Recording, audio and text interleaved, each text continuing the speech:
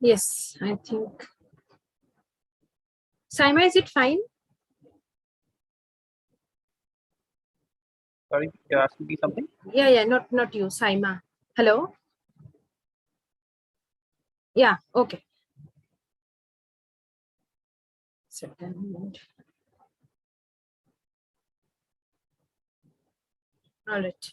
So, Shushaban, let's wait for 2 minutes, right? Then you can start, right? I think few participants will join.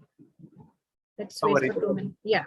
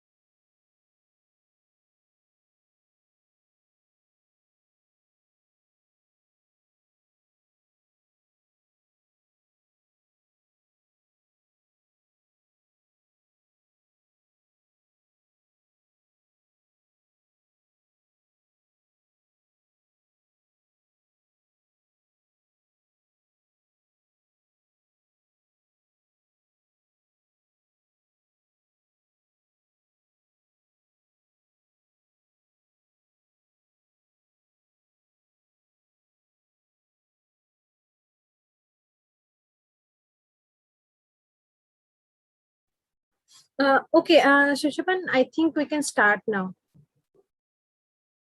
Sure. Yeah. So, guys, welcome. Today we have very interesting module. Everybody knows about social media. So, today's module is social media marketing. It's a 2+1 kind of a module, like 2 theory classes, and 1 will be project discussion class. And today's the first class it's social media planning, and Sushaban Ray will be taking the class. Let me take a moment to introduce Sushaban. So Susovan is a digital marketer having 9+ years of experience. He led digital marketing at InBev and Puma. InBev is one of the world's largest beer company, and he delivered on brand and performance marketing objectives and handled over $3 million budget in each companies. And currently he is in iQuanti as a digital marketing solution specialist. He is a Google and HubSpot certified marketer with expertise including and not limited to Facebook ads, influencer content, performance marketing. In his 9+ years of experience, he focused on differentiated and innovative message delivery with behavior targeting, to yield result. So very warm welcome, Shushaban. Thank you. Thanks a lot, Ruby. It was wonderful having that introduction from you, and thank you for giving me this opportunity to come and interact with the learners and also share my learnings and experiences. And I hope that like whatever I have to share today, people have some interesting takeaways, and also use that to become better digital marketing professionals. Right. So over to you, Shushaban. Let me stop sharing, and I made you the co-host. Okay. Yes.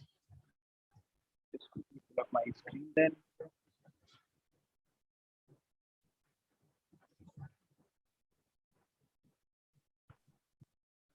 Just right, sir.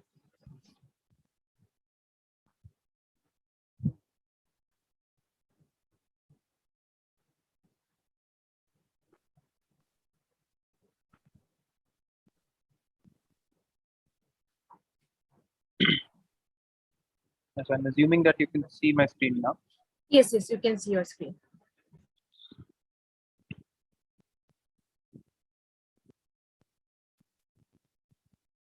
This always disturbs me the most. The panel here, but I think now it should be good. Okay, all right. So all right. So before I jump onto my slides, I just wanted to give a very quick sense of like what exactly are we going to cover in today's class. And so basically today's class is going to be divided into 5 different sections. We're going to cover like the social media marketing, and like whenever we discuss anything, we begin with objective. So we will be also spending some time to understand what are some of the key objectives that brands have usually from their social media marketing, and then we get into a little bit of deep dives into audience and competitor understanding, uh, and then also try and appreciate the kind of things that go behind sort of like understanding both your audiences as well as your competitors, so that you end up creating a holistic social media marketing strategy. And then we get into understanding social media content. How exactly does content work? What are some of the do's and don'ts? What are some of the guidelines that we need to keep in mind for us to be able to create like really winning content on social media? And then we get into also understanding the nuances of content calendar planning. How exactly do we plan our calendars? What are some of the things that we consider in that? And then we will also touch base upon a very important and critical concept in social media planning, which is social listening and ORM, which is online reputation management. So we'll also be spending some time understanding these ones, and also through some examples, try and understand some of the practical implications for each of these stages, right? And in the interest of time, because I know that we have got about a couple of hours time and we need to cover a lot of content, plus at the same time, I am sure that you would have a lot of questions which you need to cover. So what we'll do is like we will sort of like allot some time at the end of each of these individual subsections, so that we can take up some of the questions. So I would appreciate if you sort of like keep noting down on your questions. So like at the end of each of these sections, probably you can sort of like bump that up. And I think Ruby will be able to help me sort of like time that piece together. So without any further ado, let us move on to the next section. So we begin with Susovan, Deepak is saying, sir, you are going little fast. Okay. All right. Okay. All right. So, okay. So the first section, even before we move into social media marketing objectives, we need to, let us spend some time to understand what is social media, right? Because we all know that, like, okay, what is TV, what is radio? So we know these mediums. We also use, some of the widely used social media platforms like Facebook, Instagram. But do we know like what is the difference between, Facebook, and what is the difference between Facebook and TV, or let's say Facebook and radio? Although we know this, but in a basic theory or definition wise, when you look at social media and define social media, this is how people usually define social media. So social media is nothing but a forum where people can express themselves. So I have a thought, I want to express it, so I'll go and I'll share my views. I will share my thoughts and opinions, and that could be in the form of text, that could be in the form of an image, that could be in the form of video. So what I do is I go and I share my opinion, and it could be about my own opinion about a thought that I might have, or I could also share an opinion on someone else's work that person has shared on the platform. And then accordingly, I can also communicate my response to somebody else's work. I can sort of like also give a point of view on like what exactly do I think about it. So when you look at like let's say social media at a broader sense, it is something which allows people to sort of like create. It is something that allows people to sort of share their opinions about somebody else's creation, and then it can be positive as well as negative, right? So some of the key pillars for social media is it is unlike something like a TV or something like a radio or something like a newspaper, which is always a one-way communication, right? So when you switch on a TV, you're just receiving the communication, but then there is no way you can sort of like give back something, or like probably you cannot voice your opinion, on TV itself, wherein like you are receiving that communication. So unlike those formats of media, on social media, it is always a two-way communication. So a brand puts out a post, you can always go and sort of like comment something there. If you like the content, you can like it. If you dislike the content, you can also go and sort of like express your dislike. So that way, it is always two-way communication. It always involves a network or a community. So it's not a one-to-one kind of a network, right? So when I compare this with emails, because email also is a two-way communication. Someone sends you a mail, you can always reply them back, but that does not involve a network or a community. But over here, what we see is like you will always have a group or a circle or a community, and then like let's say whatever things are being discussed or whatever things are being shared, those are usually within that network or within that community. So it will always involve that sort of a network or a community. Third is, of course, like you will always have that freedom of expression. So whenever you are trying to share something, you don't have to think that much about, okay, if I share this, what will other people say, or probably you're not allowed to say this, you're allowed to say this and all. So of course, like you will have a freedom of expression. Of course, like there will always be certain guidelines which you need to follow because you are in a community. So you will always have to follow some of the community guidelines. But within those community guidelines, you still have quite a bit of decent freedom of expression. And then, of course, like with with the evolution of social media, because like when social media was new, a lot of people also kind of like ended up misusing social media for like, let's say, some of the malpractices. So that's why you also see a lot of rules and regulations and terms and conditions coming up, which kind of are sort of checks in place which are there to respect someone's privacy, right? So if you don't want to keep your profile public, you can always keep your profile as private, and then it's all like only sort of keep your content open to friends.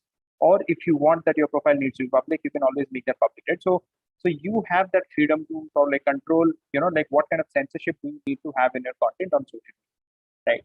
So because of these things, what has happened is the world has become way more connected. People have got access to each other, like let's say personal life. These days, celebrity, so all of your topmost celebrities, the top-notch celebs who were earlier inaccessible, because like, getting a glimpse of a mega star or a superstar used to be extremely difficult back in those days. But these days, fans are, very much aware of like what is going on in the lives of celebs. They know like what do they have for breakfast. They know what do they have as their workout regime. They know what are their fitness routines, what are their diet regimes, what are their thoughts and views about some of the things that are currently happening in the world. So all of these things, right? So what has this led to? Social media has kind of like democratized information. Social media has democratized sharing, community sharing. Social media has democratized, in a way, sharing a part of our lives with others. And that is something which can like make social media extremely powerful, which you do not see with like any of the other platforms, right? Moving on to the next one. So now that we have seen what is social media, we also need to see why is it crucial, right? So why are people so mad about social media? Why is almost everyone on the planet on social media? Everybody is going gaga over Facebook, Instagram, Twitter. There are newer forms of social media emerging. TikTok is like a ruling roost. Why is it happening, right? So there is some bit of behavioral science element to this, because like we also need to connect as to, like, we as humans, we connect with something which connects with us at an extremely deeper level. So when we look at, you know, let us go back into our history textbooks which we used to read in the schools. So what we know is like, because we have come from early man. So early man used to be our primitives, and we are descendants from early man. So like when we look at like their lifestyle and the way they used to lead their lives, uh, you know, they primarily belong to a tribe, right? So they always used to live in a groups. They always used to, like live in clans, groups, and then they used to sort of like, move from one place to other. But then like they always used to do that movement in groups. So there was a sense of belongingness. There was a sense of community. People used to share amidst their group, and like one thing that they actually needed extremely valuable is like, let's say, being accepted within the clan, being accepted within the group. So that was something that's extremely crucial for them, and that is something which has clung on to us like since like, let's say, billions of years, right? Because that is something which we saw during early man's days, and even today, like when you look at like, let's say, some of the synonyms, things that we see today. Even today we seek validation, even today we seek acceptance. Like we always want to be accepted within our group, within our friend circle.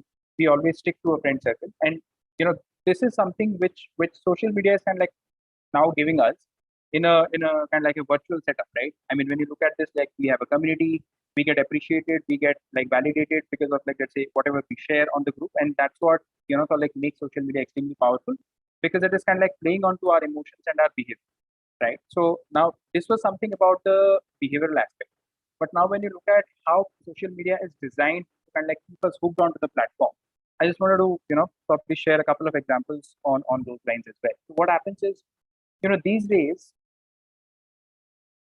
how often do you see um, people appreciating you in your day-to-day life? Like, let's say you have done something like really well, and for that you are getting appreciated back. It could be your boss, it could be your friend, it could be someone from your family, but you do not see those kind of appreciation coming in that regularly or frequently from your counterparts in the physical life. But when you look at a virtual world, you immediately put up a post, and like within an hour's time, you see about 50 likes on your post, about 100 likes on your post. So there is quite a bit of appreciation, and that particular appreciation kind of like keeps you hooked on to this particular platform, because you know that, okay, every time you are putting in some effort and then creating a post, that's a lot of hard work which you have put in, and then in return for that hard work, you're also getting appreciated within your group, right? So that is something which is very, very difficult to get in the physical world these days. So that is one. Second is, so social media product also plays on to that curiosity aspect, because you know that you have tried something out, and then you have put it out for the world to see. And then you also want to know, okay, so what are people talking about it? I mean, are people interested in it? Are people showing some positive responses, positive reactions to it? So the notifications that you keep on getting every time someone likes your post, every time someone comments, every time there is some kind of an engagement happening on a post on which you are tagged on. So that again sort of like hits you hard, and like you know that okay, so there is some activity happening on something that you started. So obviously, I mean, as a human, I get more inclined to go and check out my post once again, or like probably check out my profile once again. So there are tools which have been like deeply embedded into the product, which kind of like gets us back into the into the platform. So social media is designed in a way to kind of like get people back onto the platform. I mean, so that we keep on going back to the platform, right? So there are enough and more reasons for us to keep going back to the social media platform and checking it. And that's why you see that these days, if irrespective of whether it's a Facebook or Instagram or LinkedIn, or like whichever social media platform which you are fairly active on, you would see that you go back to the platform at least 5 to 6 times a day, if not anymore, right? So that is also because of the way these things are designed, because they are playing on to some of the things which are very very core to human behavior, human nature, and that is something which most of these brands they have kind of like hit the nail on the head, right? Susovan, can you go a little slow actually? Okay. Yeah. Okay. Please. Okay. All right.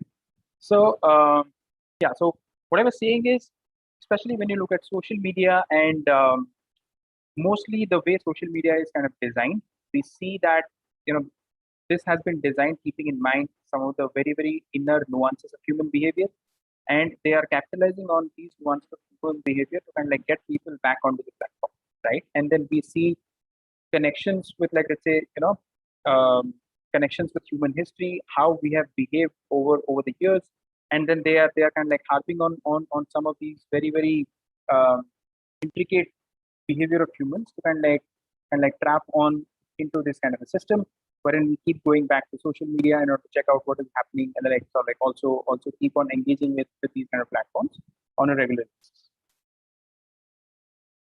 Okay, so now that we have seen what is social media, and then also taken a deep dive to understand why it is crucial. Let us understand what is social media, right? Because we have had enough of social media, but now what is social media marketing, right? So just like normal people are there on social media, like we are there on social media, our friends are also there on social media. So slowly and gradually, what brands also realized is, since a lot of people they are clinging on the social media, uh, brands always look for platforms where their audiences are fairly active, right? Because think about it. I mean, from a brand's perspective, what is most important to them is to communicate with their audiences in a format which is convenient to their audiences, which is friendly to their audiences, and at the same time talk to your audiences on platforms wherein they are spending most of the time. Like, for example, during the early days when we spent a lot of time on TV, the brands knew that okay, so TV is a very very effective medium for brands, because of course TV was usually effective in terms of giving people, or in terms of giving brands the kind of reach that they wanted. They could cover a huge percentage of the population by being on TV. But at the same time, brands also knew that people were spending a lot of time on TV, flipping through multiple channels, flipping through multiple programs. So when they advertised on TV, they knew that the likelihood of someone, being exposed to their communication will be high because of the increased amount of time spent on TV. But over the years, what brands also realized is social media, like although people were signing up to social media, and then the number of active users in social media that was increasing, brands also realized that the time spent on social media was also increasing a lot, right? So there were more number of people on social media, and then there were and people are spending a lot more time on social media as compared to the other media channels. So that's why, from a brand perspective, of course, social media made a lot of sense. And then they looked at, okay, so which are the platforms wherein people are the most active? So let us start establishing our presence. So brands started, creating their own brand pages on each of these platforms. So if you go to Facebook, you can see a lot of brands having their brand pages. You go to Instagram, you go to Twitter, again, similarly see brands having their presence on these platforms, and then also talking to their fans or their followers about multiple things, right? It could be about some of the product launches. It could be about some of the awards that they have won. It could be about some of the um, about the culture in the company. It could be about some valuable useful tips that these brands are giving to fans, but then you see that most of the brands are fairly active on social media. Now, the thing is when you're looking at marketing and marketing on social media, so you also see that a lot of brands, they post a lot of um, content around, okay, so this is a new product. Take a look at it, right? So let me give you an example. It could be like, let's say, any kind of a mobile handset player. When you go to their Facebook pages, more often than not, you see them talking about some product. So today it will be about product A, tomorrow it will be about product B, the day after it will be about product C. So what has happened is because of this, a lot of brands across categories, they are completely missing out on the point that social media is not about hard selling. Right? So it is not an electronic billboard of your products that, this product launched today, this product launched tomorrow, this product launched, probably, or this product will be launched tomorrow. So if you just keep talking about your product and the pricing, then you want people to buy.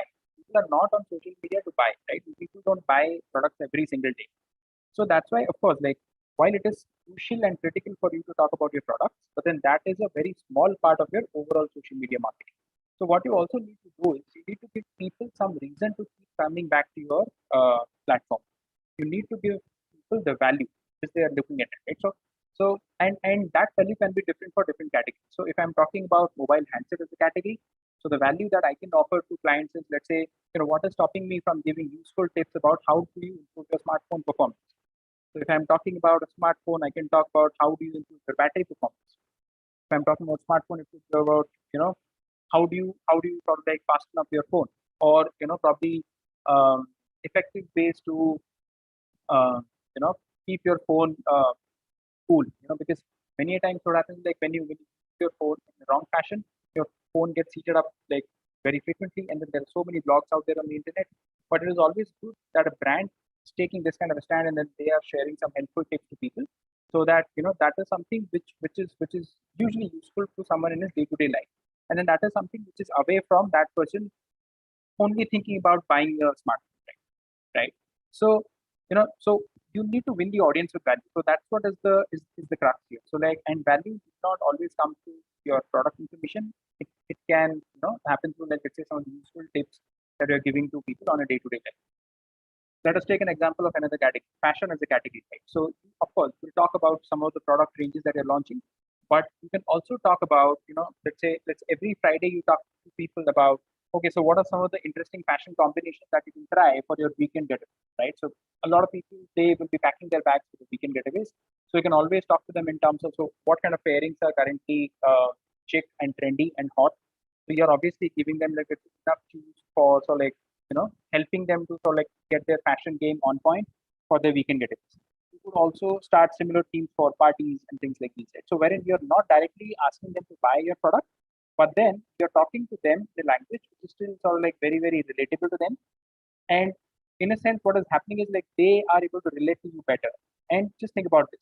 What will happen over a period of this is when you keep giving them values. I mean, like when you sort of like keep helping them to a lot of practical content, relatable content, over a period of time, they also build that kind of an affinity with the brand. What happens is next time when they think of buying something, even if they do not see your ad, they will have you on top of your mind because you are the one who has been sharing a lot of useful information to them. And that is something which people can see too. Because these days people are extremely smart. They know who is always trying to sell things, and they also know who is genuinely interested in them, and who is genuinely interested in sort of like helping them, in the right fashion. And when you are able to do this, what will happen is people will start missing something from their daily lives if they don't see a content from you for a long, long time, right? And that's when you know that you have hit the nail on the head. And that's when you know that like you have built that kind of a connection with your audience that they want to see content from you. They want to, sort of like consume more content from you. And it need not necessarily be only salesy content. It can be like, let's say, something which can like adds more value to their life. And that is when you know that like next time when they think of buying something from your category, you are much more likely to be in their consideration set. And that according to me is the big risk, right? Because these days with so many competition out there, if people are starting their journey by having their consideration set, you are much more likely to be the final choice, right? And that is something which we need to sort of like see in terms of the essence of social media as to how do we offer value and then go beyond just being sales. Okay. Yeah. So now let's quickly deep dive into what are some of the uh, what are some of the broad objectives that a lot of brands have, from their social media marketing, right? So a lot of brands can think of customer service, customer service for a lot of categories, and especially for electronic products. It could be like, let's say, your laptops, let's say your mobile handsets, or telecom, even telecom or internet for that matter. So these kind of categories, they will have customer service as, like, say, a very, very important point on top of the mind. So they could have customer service as a very important segment, and then they could also choose to present on a social media platform primarily for customer service. Right? What I'm saying is, brands can have multiple objectives from the same social media platform, but when you look at your primary objective and then, like, probably the secondary and tertiary objective, you know, you could see, one objective overpowering the others in terms of the primary objective. Right? So customer service could be the primary objective for some, brand building could be the primary objective for some. Let's say you are a new age brand, you do not have enough of a retail presence, you're a completely online brand, and then you're selling on e-commerce platforms, but at the same time, you have a nice looking website, you have built a great looking app, but at the same time, you also need to tell people your story, right? So who are your brand, what are your values, what are some of the things that you very, very deeply think about, and then, like, how do you sort of, like, communicate all of those things to your products? So brand building essentially becomes like a primary objective for a lot of brands on social media. Another thing, probably you are currently a regional brand, right? So you may have presence only in some parts of India, but now you're to expand your presence from those some parts and, like, probably going for a pan-India presence, right? So what would happen is, like, in your initial presence of those limited geographies, you always have that limited audience base, and now you want to expand your base to pan-India. So widening your base can also be a primary objective, right? And similarly, employer branding. So there are some platforms which are tailor made for, most of the business communications or corporate communications. So you could also talk about culture within your organization, so which is a great way of doing your own employer branding.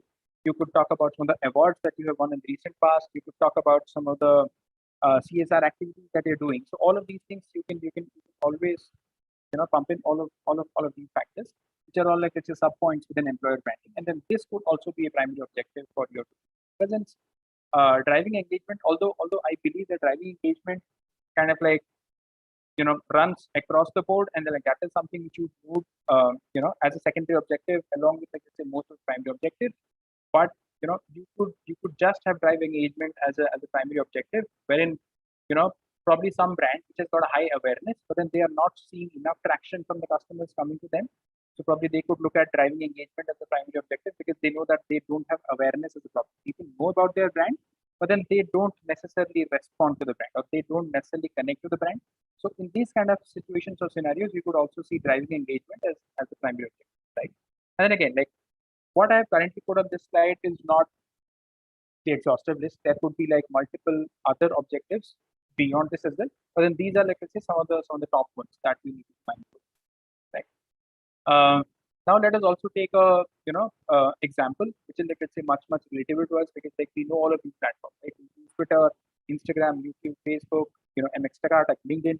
So when you look at the innate strengths of these platforms, let's say Twitter. Twitter is extremely real time. Whenever you want to track something on Twitter, you can track almost 100% of the activity on Twitter. Unlike some of the other apps like Instagram and Facebook, because they are not as open as Twitter. So that's why brands stick to Twitter for the customer service, because this is extremely real time. So something happens within a whisper of minutes, within a matter of minutes. The customer care can get connected to you, and then, like, this is something which can, like, rules the roost when it comes to customer service. So of course, brands also use other platforms for customer service, but Twitter can, like, takes the board across, like, most of the checklist items, and that's why you see Twitter, which is the hot favorite of brands when you look at customer service as objective. Similarly, when you look at brand building, but then you want to drive that brand building page, right? I mean, you are extremely high on visuals. Yours is an aesthetic brand. Let's say you're a fashion brand or you're a premium brand, and then you want to showcase that premium through the visuals, right? So aesthetically appealing visuals and all of these things. So Instagram is an extremely engaging platform when it comes to sort of, like, showcasing your visuals, showcasing your aesthetic appeal. So brand building through imagery for Instagram is a great choice. When you look at YouTube, right? So YouTube is a video platform. People spend a lot more time on YouTube versus, like, let's say, the other social media platforms when it comes to videos, right? So what has happened is, the recent past, the total number of videos that you see across most of the platforms, that has increased. But having said that, when you look at the average time, right? So average time, uh, which every user kind of like spends on watching videos across these platforms, that will vary, right?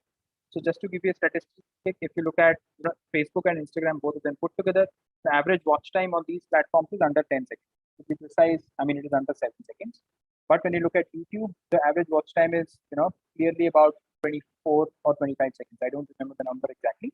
But then you see this kind of a variation in terms of the total time for which people are sticking on the videos on an average, right? So that's why when you look at YouTube as a platform, and then if you have, like let's say, a lot of storytelling to do, and then you want to do that storytelling long format videos, and then you want to explain a lot of things about the brand and all, YouTube is the platform where you should definitely be present on, right? And then similarly, if you're looking at widening the base, you already have a customer base, but then that customer base is extremely low, and you also want to reach out to a lot of other people and then widen your base. Definitely, Facebook is the platform for you to be, because of sheer numbers, right? Because when you look at, like, let's say, most of these platforms in terms of install base and monthly active users, you will see Facebook to be far ahead of the other platforms, and that's why Facebook kind of like offers you that kind of a strength, and you should definitely kind of like leverage that strength of Facebook to widen your base, right? And then just like how I had mentioned, right? So engagement primarily would be the objective for some of the brands, because they know that a lot of users may know their brand, but then they don't connect or relate to their brand. So probably you could drive engagement, and then there are multiple ways to drive engagement. A lot of brands, they take entertainment route and like engage with audiences. So entertaining audience can also be a, like, let's say, primary objective, right? And that's why you see a lot of these short video apps coming. So what TikTok had necessarily done was, it kind of like shot up the entire adoption. Like, people have latched onto this particular trend, and then everybody is kind of like shooting videos and like putting up their short videos on the internet.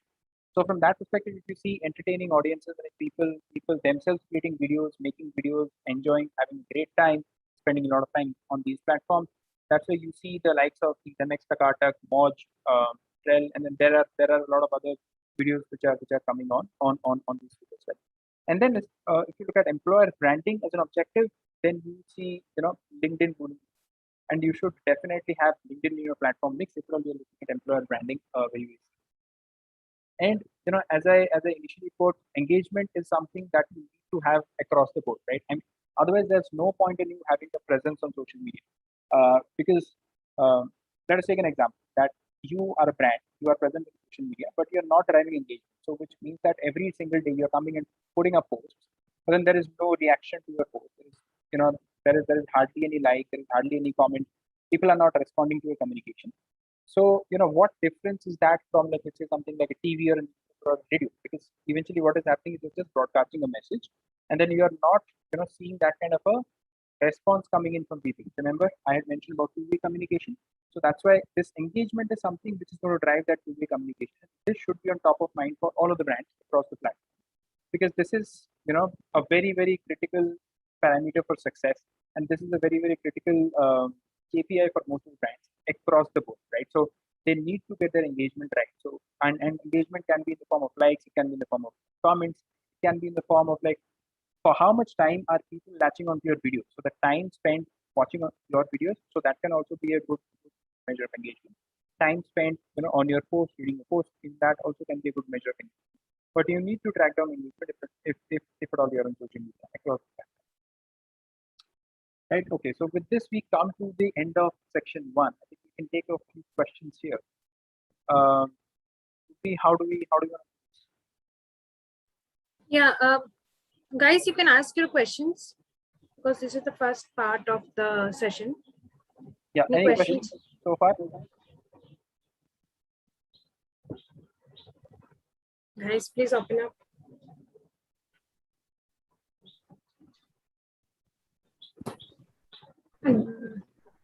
Neha. Yeah, hi Neha. Hi Neha. One question. Okay, yeah. So if I have, like, say, two objectives, okay, say one could be brand awareness and one could be customer service. So I can use two different platforms to fulfill these objectives, or how do we go about it?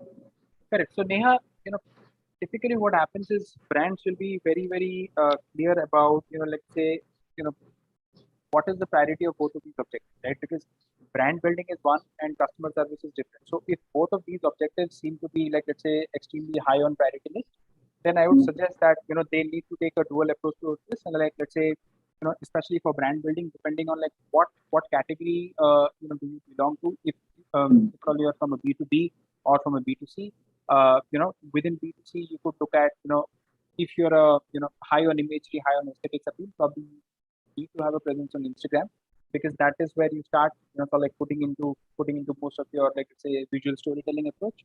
And at the same time, for customer service, probably you could also look at Twitter as a secondary platform. But what is happening these days is brands are also, sort of like having a separate presence on Twitter, saying, okay, we are, brand XYZ customer care. So you need not be present on Twitter as brand XYZ. You do not have anything other than customer care to talk about. So you can just have a presence in the name of XYZ customer care, and then you put all of those customer care related grievances and queries to that particular handle. But then sort of like you need to have that kind of an approach to sort of your social media, right? But one of the practical challenges which a lot of these brands may face is they may not have the budget to kind of have a equally large presence across two different platforms. In that case, probably you would have to do quite a bit of your customer care on Instagram itself, right? But if budget is not a constraint, probably obviously it does make sense for you to look at both of these platforms, establishing a presence on these platforms. Thank you. Welcome. Any other questions, guys? I think we can start with the second part. Susovan. Yeah. All right. So moving on to the next one. Yeah, of course. Like, okay, so now that we have seen, what are the different objectives which brands may have, and like that's why they will have to establish their presence based on the objectives.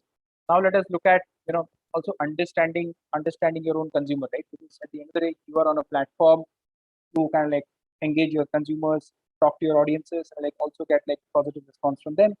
So the first step that you need to do towards that is like, even before you start putting a first post, you need to understand your consumer, understand the TG. So there are multiple ways by which you can still get like, let's say, a lot of information about your target group or a target audience.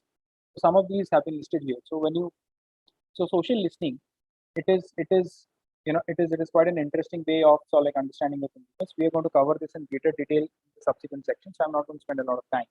But just to give you a broad level of what social listening does is, it is just like trying to keep your ears open to social media. So you're going to track like every conversation, every mention, every post that is going to contain either your brand's keyword or contain a hashtag which is close to you. And then you're going to track down almost all of those things so that you have a very, very bird's eye view of what exactly is happening, and then what is the usual sentiment about your brand on the internet, right? So social listening is kind of like, just like how Google crawls through the entire internet to kind of like give you a clear picture about what you're searching for. Social listening gives you, the entire, the social listening actually gives you a crux of the overall sentiment which people have around your brand, or like, let's say, any kind of keyword which you want to sort of like, for all the entire social media use, right? That's why social listening becomes extremely important. Next, you have audience insight. So for each of these platforms, irrespective of whether it is Facebook, Instagram, LinkedIn, name any kind of a platform, each of these platforms also allows you, a lot of tools which can like help you understand your audiences better. So for each of these social platforms, you can deep dive into your audience insights to see a detailed breakup of your audience. So what is the gender wise breakdown of your audience? What is the location wise breakdown of your audience? What kind of age segments do your audience belong to, right? And then similarly, you can also understand what are some of the other top interest categories that your audiences have, and then accordingly try and create a persona of your audiences from there, and sort of like keep engaging with them to those interest segments. Just to give an example, if you get this insight that your audiences are generally interested about let's say finance, right? Or your audiences are generally interested about investing or investment, and you are a mutual fund company, probably you can, so that is something which is like a no-brainer, because you know that what you have got to offer is something which is directly in sync with what your audience is like usually looking up on the internet. So that's where you can start building your content on those lines, right? There can be some of the allied or like let's say related fields. So like, although you are talking about mutual fund investments, your audiences can be interested in, let's say, Bollywood, right? Or your audiences can be interested in, let's say, cricket. So you can kind of like use these insights to kind of create content around, how do you connect cricket with mutual fund investments, right? So like you would have seen a lot of posts which can like also take some cues or learnings from, let's say one field and like try and put it into some of the other field. So you can also use these audience insights from that perspective, understand like what are some of the core interest themes for your audiences, and then try and build that into a content which you think is going to fly with the audiences because they are definitely interested in that segment. So that way, your audience insights is helpful. Um, you can get a lot of insights from your customer buying patterns. So a lot of these brands, they also have their CRM tools.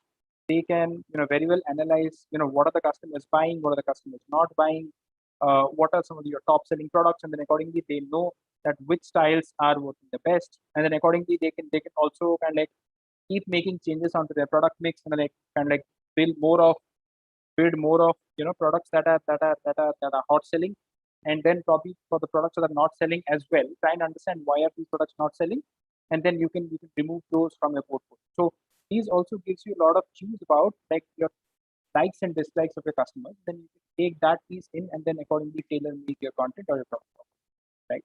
Similarly, user journey on website. Which sections are people spending the most time on? Because you know that these sections are like bang on, and customers obviously love these sections on your website. But there are some of the other sections on your website which are currently seeing high dropouts, or those sections on the website people don't engage with those sections at all. So that also gives you a sense of, okay, there is something that you need to fix on these sections, and at the same time that also tells you, you know there is something that customer doesn't like, and then like you will have to then go for like some kind of a test and learn approach to kind of fix those bottlenecks on your website, right? Similarly, these days there are a lot of ways by which brands do consumer research. It can be offline mode, it can be on an online mode, wherein they try to get into, like, let's say, the detailed researches, and then they try and understand, you know what what are some of the things which kind of like um, which kind of like help your TG, or which kind of drive your TG to take certain decisions, right? Because what happens is, at the end of the day, most of the buying decisions that your TG will take, they will take, basis a journey. So it's not that one fine day they will get up from sleep and then they will order something. So what happens is, like, you will be able to understand the entire journey. What were the needs because of which they started getting into this buying journey, and then you can unlock some of the pointers from there, and then probably use that to kind of like deliver a better experience to your consumers, right? And similarly, if you have retail presence, you will also have your channel partners, which could be in the form of, like, let's say, some of the retail partners, some of the retail outlets, the retail owners, where your products are selling. It could be in the form of your e-com partner channels, right? So let's say you are selling on Amazon or Flipkart. So you can also get a sense of what is working on their platform, what is not working on their platform from them, and then kind of like get that understanding to kind of like also tailor make your product offering or your communication offering, right? And similarly, you have got something called as FOS, which is nothing but feet on street feedback.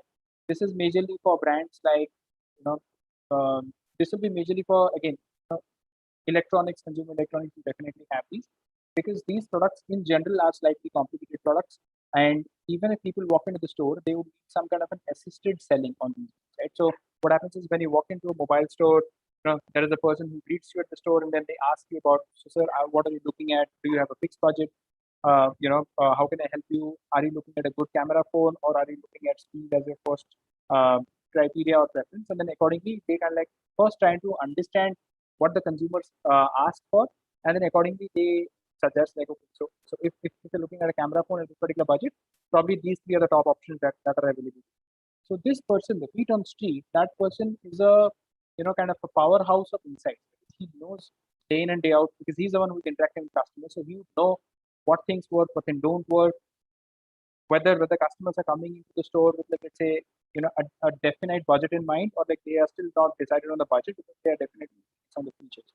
So you can clearly make out these differences about your consumers. You can have a broad sense of your consumers' personas being mapped out. When you look at sort of like combining all of the insights, all of the inputs that you're trying to gather from these multiple fronts, and then like sort of like you have a rock solid understanding of consumers, right? Let's move on to the next one. Yeah. So now, so like these are basically some of the things. Right? So Facebook has something called Facebook Audience Insights. Of course, they discontinued the old one, but like they are also trying to bring in a new version of Audience Insights, which is still going to give you a sense of, okay, so so this is something which tells you that people who like your page, what are some of the other pages that they are more likely to like, right? So that way you know that, okay, so what are some of the other top interests that they may have, and then accordingly you can also target people with interest to kind of like reach out to people who are more likely to engage with, right? So there is something called as an affinity index, which you can look at on Facebook to kind of like also try and garner some of the other relevant interests for your fans or followers. Right? And similarly, Instagram Insights, LinkedIn Insights, you get a deep dive into basis the people who have engaged with you or basis the people who are currently following you. What are those demographic breakdowns, like what kind of percentages do you see? You can be able to deep dive on those audience insights coming into those. And then of course CRM I already spoke about it. CRM is customer relationship management, wherein you get to see, so basically their purchase patterns, like how many times are they buying you, what are some of the products that they're buying the most.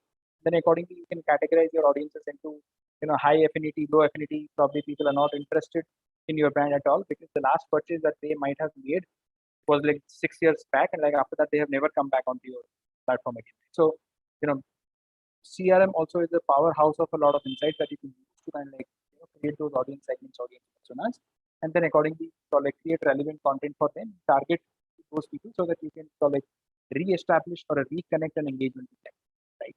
And similarly, you can also build out your customer cohorts. So the basic one will come in from CRM, but then there could be advanced level customer cohort that you can also bring. So there is something called as GMP, which is nothing but your data management platform. So they tell you, so when you sort of like upload your own customer list onto these kind of platforms, they will also tell you what are some of the additional insights or information, which you can definitely look to leverage. Let's say you are pumping in your audience, and then you know that your audience are fashion enthusiasts. Probably the DMP is also going to tell you that, okay, so other than fashion, probably travel and music are two other segments which they are showing a very high affinity towards. So that you can also leverage this particular information to kind of create relevant content and then engage with your fans, or like probably acquire more followers from those segments, right?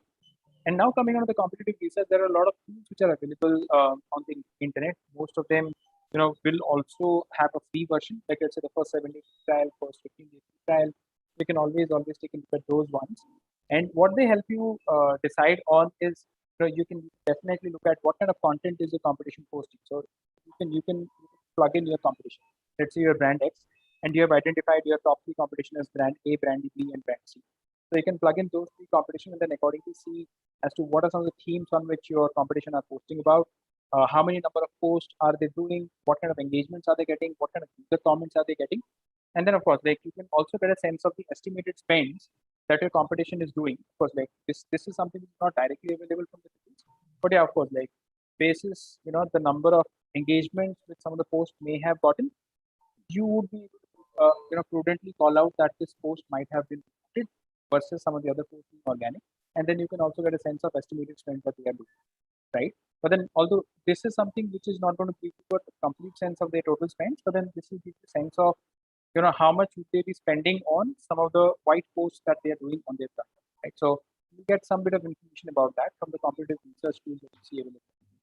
But more importantly, you get a lot of information about content strategy, the content pillars that they are using, what kind of themes are they running, is there a consistent language that they are using, is there some kind of a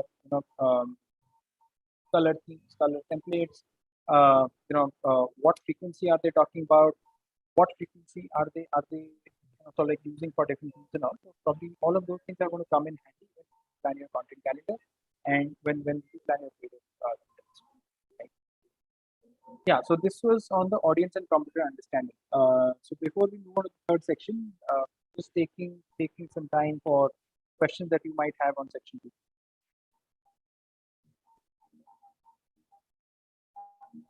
Yeah, guys, can ask your question. This module is very important for your interviews. I'm telling you, people will ask about Facebook ads and everything. Then, yeah, social media is very important. Guys, please ask. You were saying some tools about competitive research. What are those tools? Yeah, so there are tools like, you know, you can look at Sprinkler as a tool. You can look at HubSpot as a tool. There are a lot of other tools which help you with, like this kind of competition research. So these tools are not just competition research; they will also help you sort of like plan your calendar. You can also sort of like create all of your content, most of your content in one go, and then you can schedule a post. Right? So yeah, so like there are quite a bit of bunch which help you with, this kind of a competition research. Okay. But then they are Okay. not just competition research tools; they are much more than just competition. Okay. The first one you said is Sprinkler. Yes. Can Yeah. Okay. Yeah. Thank you. Yeah.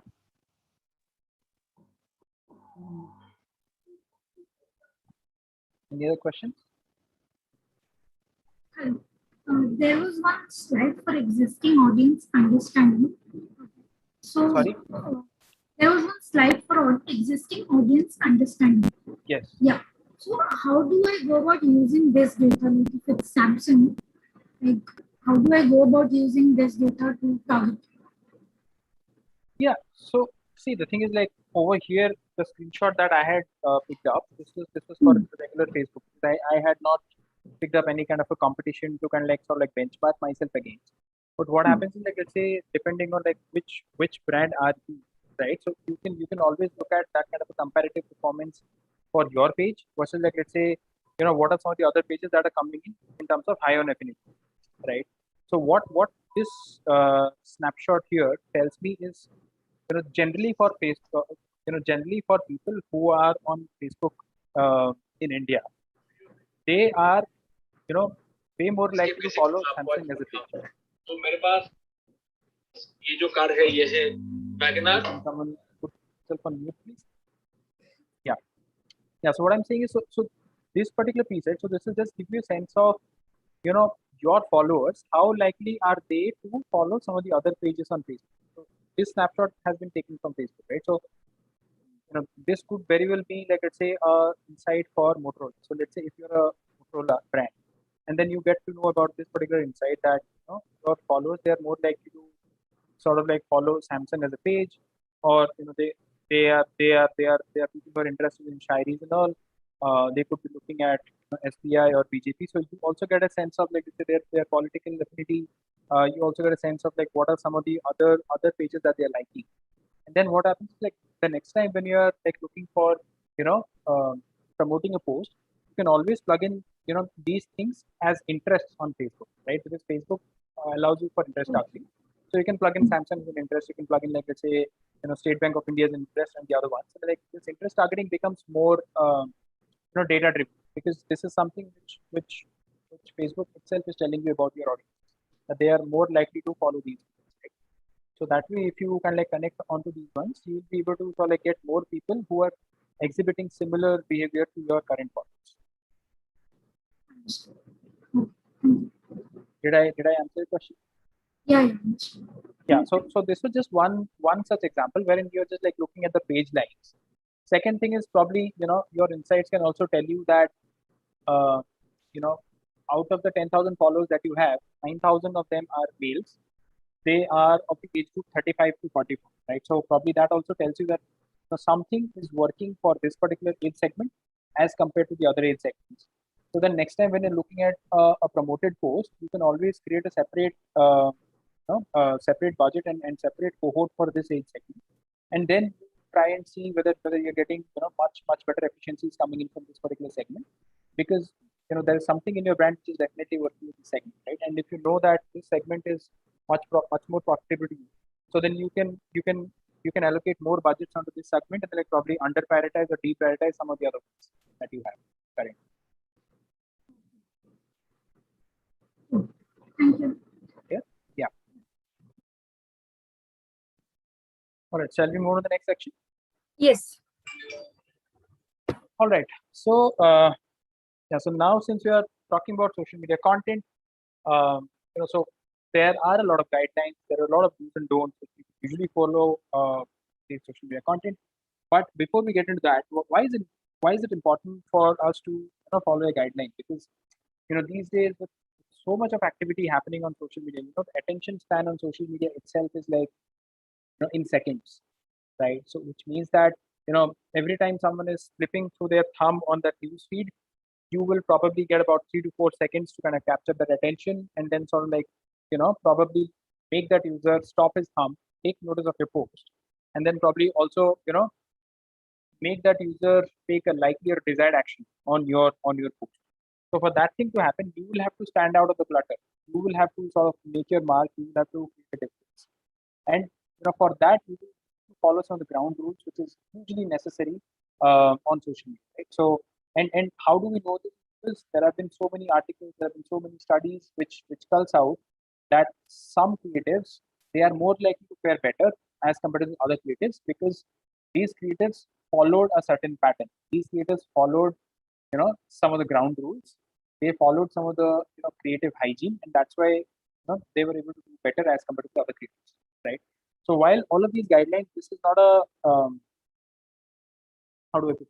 I mean, it's not a guidebook for taking anything or making anything viral. But one thing is for sure that like this is going to help you sort of like decrease the likelihood of your creative not doing at least average, right? So like you will be able to sort of like at least do better than average if you follow most of these ones. And then after that, of course, like the way you communicate, your creative, your messaging, all of those things, right?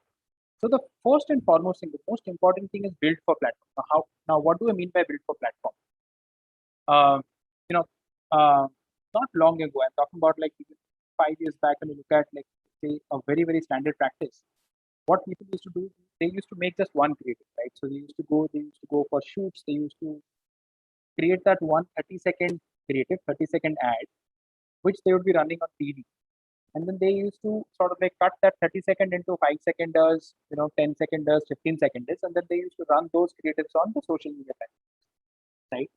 So what is happening is, because from a brand's perspective, of course, they were able to save a lot of cost because it was just like one shoot, and then they just got the 30 seconder, and then they were able to cut from that 30 seconder, and then they are using it. So it is more or less like you're making it for TV, but then you are repurposing that for social media, right?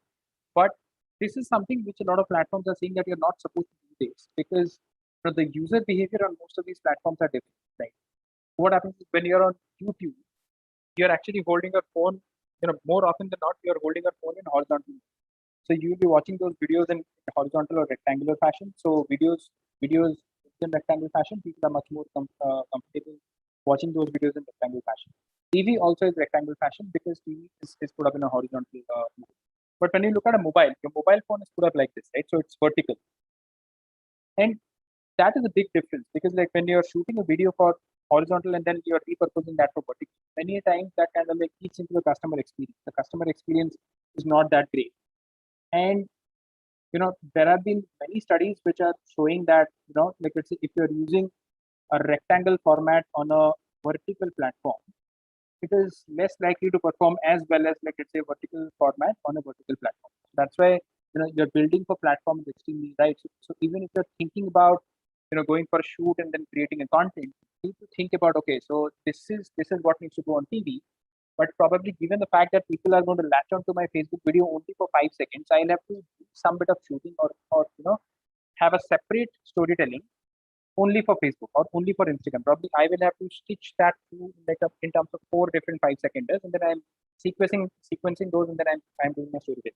So that's why building for platform extremely important. Next thing, when you're showing something like probably you're putting out a messaging out there, you need to give out a call to action, CTA, right? Because expecting the consumers to understand that, okay, so this is my message, so it's quite obvious that I want them to buy.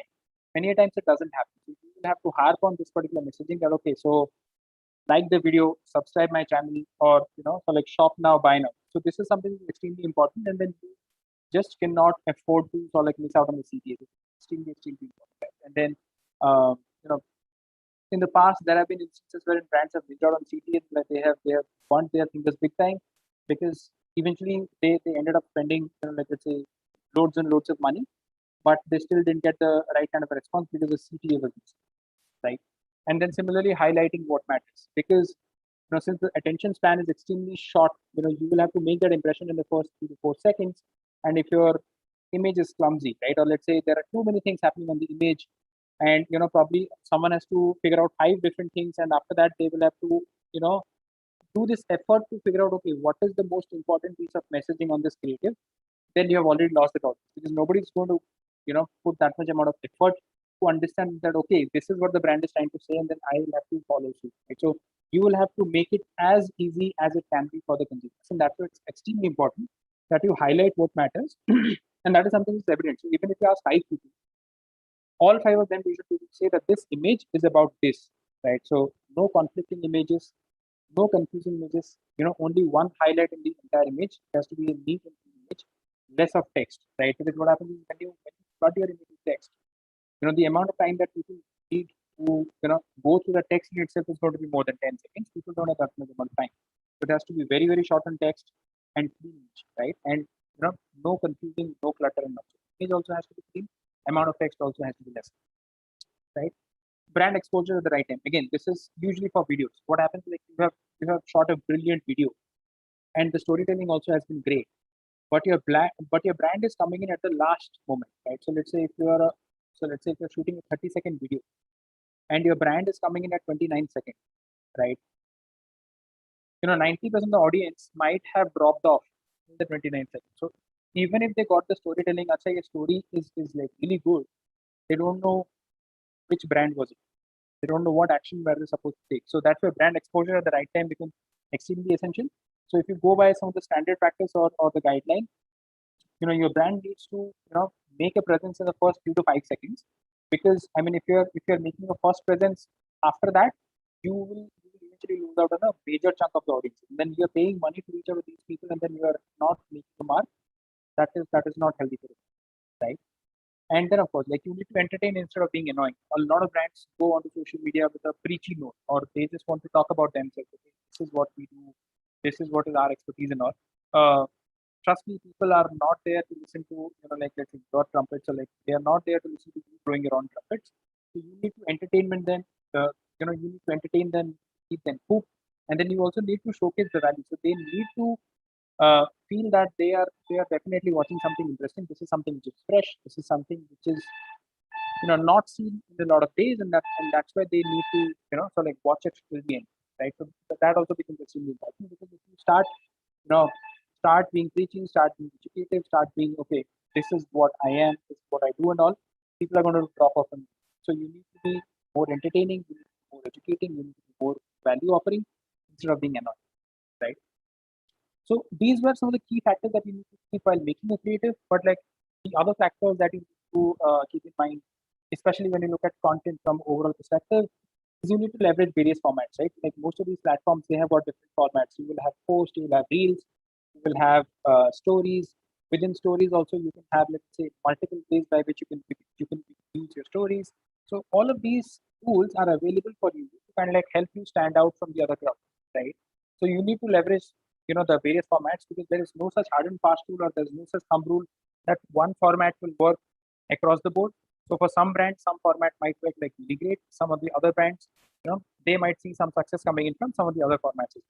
So the idea here is to keep testing and learning. So you have to consistently test and learn, and then drive learnings, and then it's all like, use those to create a subsequent content, and then keep on bettering yourself over a period of time, right? Similarly, collaboration, right? So a lot of brands, they are collaborating with influencers. They are creating some content themselves. They are creating some of the content through the influencers, and then they are reposting, regramming those influencer created content on their post. Uh, there is something called as branded content promotion, which is nothing but, these days you can create a post to an influencer, and the original post goes on the influencer's handle, and then you can also choose to put money after that, right? So all of those kind of tools are also available. So which can like make the overall experience like really great. So when you collaborate, what happens is, someone is looking at your communication, same person is looking at 5 other influencers handle. They are also seeing the same communication or similar kind of communication. So the recall value is definitely going to be higher, because it is not just your brand which is talking about your product, but then 5 other people also kind of like validating that, yeah, this is really a great product, and then they're also giving reason to. So that's why I can't stress upon how important the collaboration aspect is. And this collaboration, is not necessarily only with influencers. It can be with other content platforms as well. You can tie up with the likes of Spoofs of the world. You can tie up with the likes of TGFs of the world. You could look at product placements. across like let's say some of the OTT content that is coming. So all of those options are also available. And then you can have like nice social media renderings of most of those content and content collaborations on like let's say your page as well as on the partners, right? Similarly, plan much ahead, right? Because brands usually have a quarterly calendar planning, so they will put out a quarterly plan and they will say that okay, so this is how I'm going to consider my content 3 months hence. We want to cover more of this calendar planning in subsequent slides. Personalize, right? You know a lot of things about your clients or your customers. You know that like what are some of the things that work with the customers. Probably they're interested in fashion, they're interested in music, they're interested in cricket. Create those separate creative teams, and then you target people who are interested in those. So you reach out to a cricket interested audience with a cricket creative versus like let's say reaching out to someone who's interested in fashion with like let's say your fashion like your weekend getaways ideas.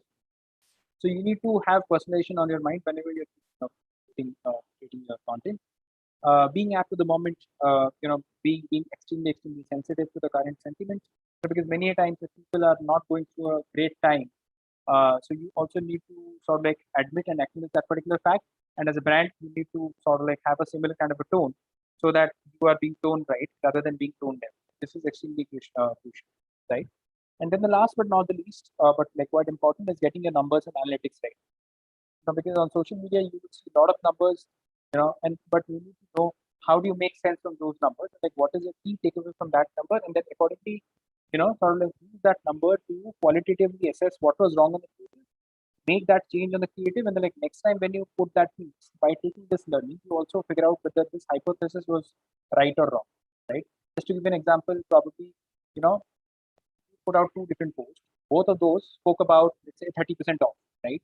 But one image was a lifestyle image, which actually showed uh, which actually showed a couple with happy faces coming out of the store with like two bags, and then it says a 30% off. Versus the other one is a plain Jane image, which probably had just the look of a store. There was no person or like there were no people there, and then you just like call it out as 30% off.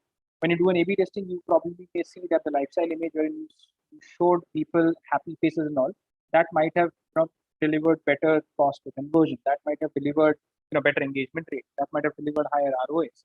So you need to sort of like keep these things in mind, like probably according to this, to kind of like create better content for your subsequent campaigns, right? So getting the numbers and your analytics right, and then using this learning to kind of like make your creatives better is like extremely important, especially on social media, right?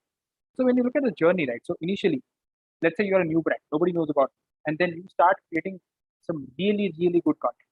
So first time when people see your content on their feed, assuming that you have created like really fresh content, great content, so they would be surprised because they will definitely take notice. They will be surprised because oh, this is really nice content, but I have never heard of this brand before, right? So the first piece wherein that user is coming into the content journey. So in terms of the user response, the first thing will be surprise because they will be surprised that this is a fresh content, great piece of content, but it's coming from a brand which I'm not aware of. So I will pass it on, right? But then they will definitely notice the creative. They may not notice the brand, right? Next time, what will happen is you keep on consistently creating some really thumb-stopping, moments, right? So you're giving them more and more reasons to kind of like consider your content because the content is like really top-notch.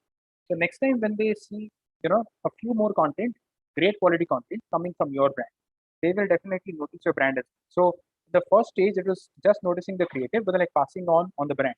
But now they have moved from surprise to consider because now they know that okay, this brand makes great content, right? And now subsequently, when you keep on maintaining the momentum, when you continue the momentum, but they will also start keeping you in accepted zone. So now they know that okay, if your brand is putting up a content, it is more likely to be high value, more likely to be extremely valuable, more likely to be kick-ass. It is more likely to be great. It is not going to be average. It is definitely going to be above average. So now your brand is already in the accept zone for users, and then they know that you create great content, and this is nothing new for them. They know that you are creating great content. And then the fourth level is expect. So what happens in this zone is every time they see a creative from you or from your brand, they expect it to be above average, right? So now I know that it is extremely difficult expectation to sort of like kind of meet up every single time. But there are a few brands in India who have actually upped their social media game to certain level, wherein like they have gotten users into their expected range, right? So some of the brands on social media, if you so you know that if at all a content is from this brand, it is expected to be above average, right? I mean, it can't be below average, it can't be average. It is more likely to be above average for sure, right? And I'm going to share some of the examples here. These are my personal favorites. I'm not kind of like advocating that this has to be like this, but of course, I'm sure most of you will also have your favorite brands on social media and then you love their content for some reason or the other. So it is up to you to figure out at what stage are you guys currently on their content journey in terms of your responsible content. So let us take a look at some of the examples. This is from Durex. So this is something that they created when government announced vaccinations for 18 plus. So of course, Durex being an adult brand, they advertising being 18 plus never felt this good again. And then like this was something which is such a witty take at that entire call of the government. So like open up vaccinations for 18 plus. Similarly, so this is a Women's Day creative which came in from Zomato. Again, yes, women should be in the kitchen. So this is something which goes like, this is something which is, quite opposite to the current perception. So it says, yes, women should be in the kitchen, grabbing the baton to beat up everyone who says, right? So how witty is that? Because like initially they are grabbing attention and then they are saying, yes, women should be in the kitchen. So you take a pause and then say, what is Zomato saying? We are in the 21st century and we are in 2021. And then they are saying women should be in the kitchen. And then you look at the entire message and then you say, oh, this is typical classic Zomato advertising. Right? Similarly, this is Amul. This is Amul again is another such brand which always sort of like it never ceases to amuse me with its witty communication. So this was something which had come out during Jadeja's 5 6s in an over, and then won the match for that game. And Amul had showcased this. So their moment marketing game is also bang up. So if you look at all three examples, of course, like I've spoken about some of the occasions, but even their regular generic content also is like pretty on point, right? And then similarly, some more of the content. This was 1 year of Dalgona coffee. So they were just like bringing some bit of nostalgia. So they said this is sensitive content, and then they say that some people may find it nostalgic and start crying. So all of these like witty creative content. And it's not that they have done it only once or twice. They have consistently kept on doing this. And that's why Zomato and Durex are, let's say, Zomato, Durex, and even Amul for that matter, they are top notch when it comes to social media communications. Right? This was, again, a product communication. They were sort of like advertising condom, and this is how they chose to sort of like. So Durex being an adult brand, wherein they are talking about something which is quite a sensitive issue, if you look at the way they have taken the creative route, kind of like communicate something which is as sensitive as this, that is mind blowing, right? And that is something where I think Durex does it time and again, and that's why all of these three brands are in the expect range for me, at least as a user. When I look at any communication coming in from these brands, I expect it to be top notch, right? So now that we saw, like say, what are some of the great ads, like what are some of the things that we see there. Now coming out of not so good ads, and I am just like putting out one particular example. So this is an ad which was run, sometime probably 2 months back, if I'm not wrong. Yeah, and then I just like picked up some of the themes that were not right. So this was an ad by Punjab Fashion Sarees. So they were communicating this as the image, and it is about Punjab Fashion Sarees. And so this was the ad. This was the complete ad, right? And the CTA over here is send WhatsApp image. That's it. There's no description there. It's calls out the brand name, and that's it, right? So some of the key takeaways from this, right? So when we look at what doesn't work in this particular image, one thing is of course, like when you look at this, right, and especially growing up in India, plus also taking a look at a lot of communication around saris, we know that like this kind of a setup is like much more prone to Bengali fraternity as compared to Punjab, right? So and this is something which is not just my opinion. I checked it with like 4 of my friends as well, and like almost three out of the 4, they said that okay, I think this is Bengali thing, but it was quite surprising that this came up for Punjab fashion and all. So of course, the attire is something that is still inadequate representation, right? Second, the placement of the logo. So the logo itself is not clear. You are barely able to read what it calls out. It is there on top of the product while to highlight the product well. this doesn't do a great job with that. What does this image description, what does this image describe? There's no description of the image, because Facebook also allows you to put some description, the headline and description here. Could also put up like some ad copy here. There was no such mention. So that is a missed opportunity, because we said that, you need to sort of create those thumb stopping moments. I did not see any of those thumb stopping moments in this particular ad. So in terms of like it's a recommendation, you need to select the props that elevate messaging rather than kind of like hinder the messaging. Logo placement, of course, could have been better. Adequate description, because this is something which is inadequately represented. So we don't see, a great fitment with respect to this image. So that's, I would not rate this image real high in terms of like how exactly this image brought out, right? So, so some of the things that we need to sort of like look at or keep in mind while evaluating or so like looking at creatives is like, let's say those things that I spoke about, and then accordingly evaluate the mistake, whether that is doing a good job, whether that is average, whether that is above average. So this is such an example. See once this example, right? So now let us do one thing. I have also put up a few more examples. In fact, I have 3 examples here. Let us do a quick exercise. So probably I'll give you about 1 minute's time. Take a look at these 3, and then in about a minute's time we can go with like also discussing what are the things that you found off in these creatives, and then how these creatives could have been better, right? So let us spend some time on this one first, and then we'll go on to the next one. Yes, guys, this is like a class participation. You go through those ads and tell us what's wrong in those ads. Let me just set the timer so that we can get started in about a time.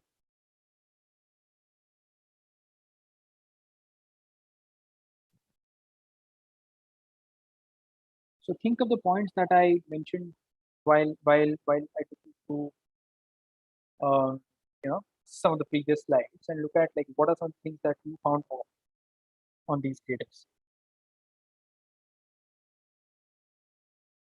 Another 40 seconds to go.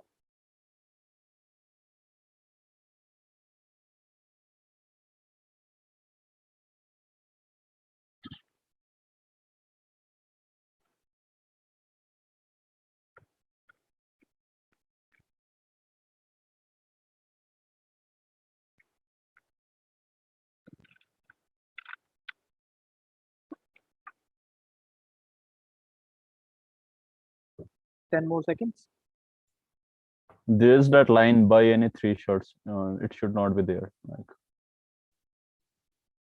okay, yeah. So someone mentioned, can you come again? What are you saying? yeah, buy any 3 shirts. There's a second line, right? 9.99. Yes, that's correct. That should not be there. There should be like buy all of them. Okay. Or No, but something. like, no, but this is still okay, because the thing is, so in terms of the communication, they are saying that you can pick any 3, and this pack of 3 shirts is going to come at 999, right? Okay. So in terms of like, let's say things being off, okay, so you're saying buy any 3 shirts, 999 should not be there. Okay. What else, guys? I want this to be a class participation. So yeah, guys, please, Shabir, you can unmute yourself and tell. Yeah, Even, new arrival of men's shirts. New arrival. yeah, So, okay. Yeah, there's nothing to do with stock. You're just implying that there was old stock that you cleared and this is a new stock. So But new arrival is It- stock, right? no. The thing is new arrival of men's shirt.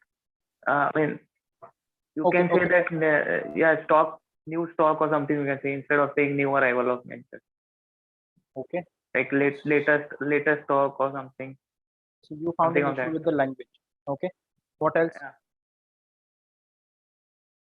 What else, guys? Let us be quick. We'll have to be mindful of the time. We're running a little late on time. yeah, let's talk about, guys, first ad, Yeah. then we'll discuss the second one. Yeah. What else? Anyone Anish, else? Sabyata, Dinesh, Hello. guys. In the lower section, there are Neha. casual shirts. Yeah. Whereas these kind of look formal. So Okay. that could- Okay. Good observation. Lower section is casual shirts. These look like formal. Good observation. Okay. What else? Also they've said ki buy any 3 shirts, plus they've given only 3 options. So they could have given more shirt options. They've mentioned No, but buy this any. is an image, right? This is an image, and if you remember clearly, we also mentioned about, you know, you will have to highlight what matters. Like you do not have to necessarily communicate.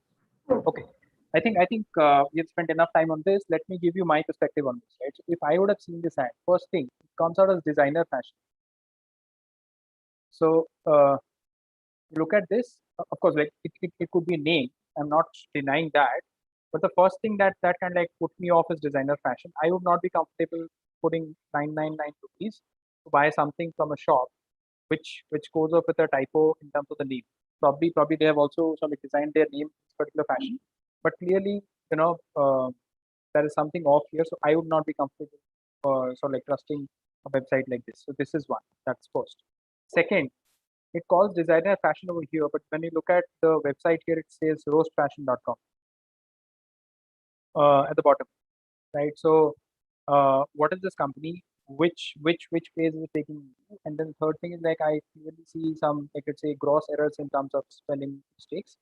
And third thing is it calls out product description. And then even if you look at this description, it seems more like, okay, some points mentioned here and there. Stylish short for men, stylish shirt for men, casual shirt party, and also this is something which is not user friendly, right? So in terms of user friendliness, I will not rate it like extremely high. And you know, in terms of image, I still feel that you know they are not necessarily clumsy the image. But yeah, good point in terms of like it's a casual shirts, but like most of these are still formal shirts. They have not mentioned formals anywhere here or like anywhere here, but like all of these are formal and they're talking about casual at the bottom, right? So these were a few top ones, which kind of like makes me uncomfortable in terms of clicking this. Now coming on the second critic, guys, quick 2-3 points on this.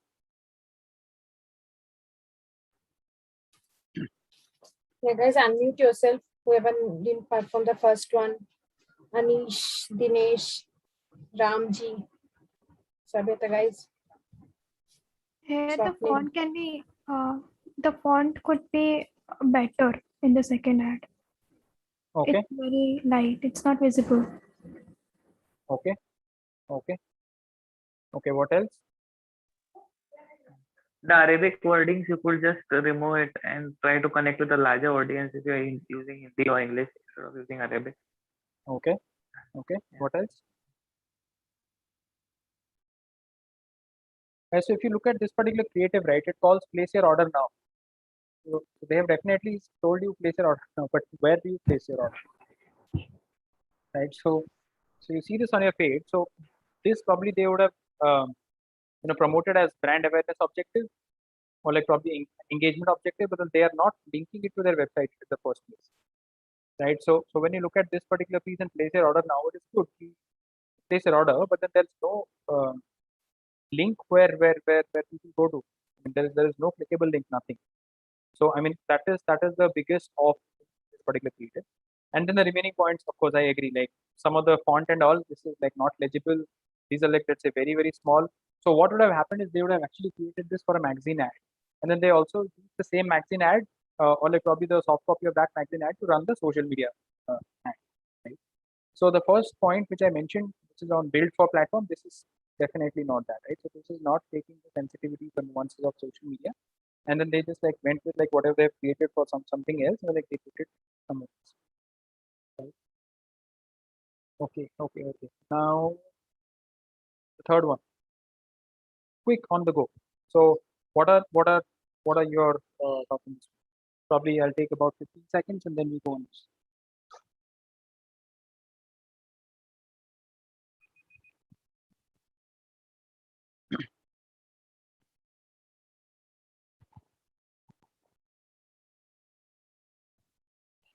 Okay, guys, quick thoughts.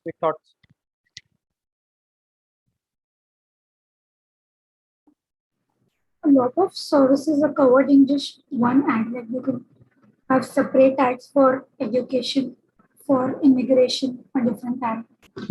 Okay, too much information. Okay, what else?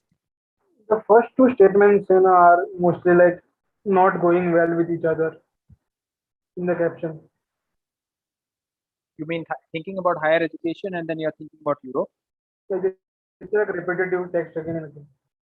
Okay. Yeah, so too much text is better definitely formatted, there. better formed in terms of the caption. Correct. So text would have been formatted better. I understand. What about the image? So like, what is something which is off in the image? It's like too much of information in a very concise space.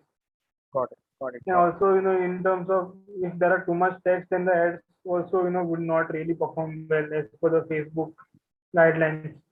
Correct. So yeah, so I think you're bang on with that. So A is of course the too much text on the image makes the image cluttered, and of course this is not attention grabbing. Probably it is attention grabbing, but in the wrong sense, right? So people say that like, what am I seeing here? So that kind of a thing. And then the second thing is in terms of like say there's too much information, too much text. Thirdly, this looks more like a brochure, right? So typically you make your flyers or brochures which you can like circulate like outside of colleges, outside of companies and all of those things. So this looks more like a brochure which has been captured, and then the soft copy or the photo of that brochure has been uploaded on Facebook, and then they are running ads, right? So again, build for platform. Very, very important, guys. I cannot emphasize more on that. That is so crucial. You need to have the platform nuances in mind while creating, and then like also think of consumer experience, user experience. Is this creative something which is going to like stop them from tripping through, or this is something they will not even notice, and then they just like flip through their feet, right? So these reasons are extremely important. Good. So I think like we covered quite a bit of a point. So takeaways from this particular piece is, of course, like we need to think of like let's say the platform. So the platform takes precedence over anything else when it comes to creating content. We look at some of the ground rules. We look at some of the guidelines that we need to follow in order to create our content with creatives. CT, of course, is extremely important, and then always remember that journey, right? So from surprise to consider to accept to expect. I mean that is a very tough journey to kind of like latch on, but there have been brands which have already done that, right? So not saying that we can't do it, but like you can always take that as a framework to kind of like think of content. Next time we think of content, think from that perspective, and then see, okay, so like where will a person fit into that particular piece when we are sort of like looking at creating this content, right? Okay.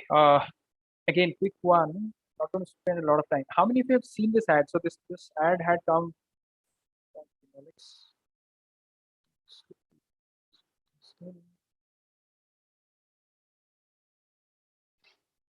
Are you able to listen to the sound? No, we can't. Okay. Okay, no worries. I'll just give you a drip. I think like you would understand the difference. So Susovan, can you share this with us in Discord, because we're running out of time. Okay, they can all right. check it later. Yeah. Okay, all right, no problem. Okay. Yeah, all right. So while I share the link on Discord, because I have also hyperlinked here, so like you already have the link with you. So the thing is, so you saw this video, right? It was a 2-minute 15-second video, and then this was a funny take at like advertising a fan, and then the fan gets revealed, in the last 5 seconds. So so the question here is, do you think this, is the video app as is for Facebook? So the information that you have is it's a 2-minute long video. It's a rectangular format. The brand gets revealed in the last 5 seconds. And if you have these 3 pieces of information, then I ask you, I want to promote it on Facebook. What would be your suggestion or recommendation?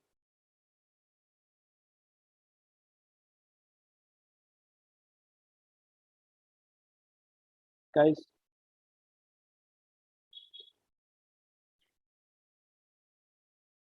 Yeah, anybody?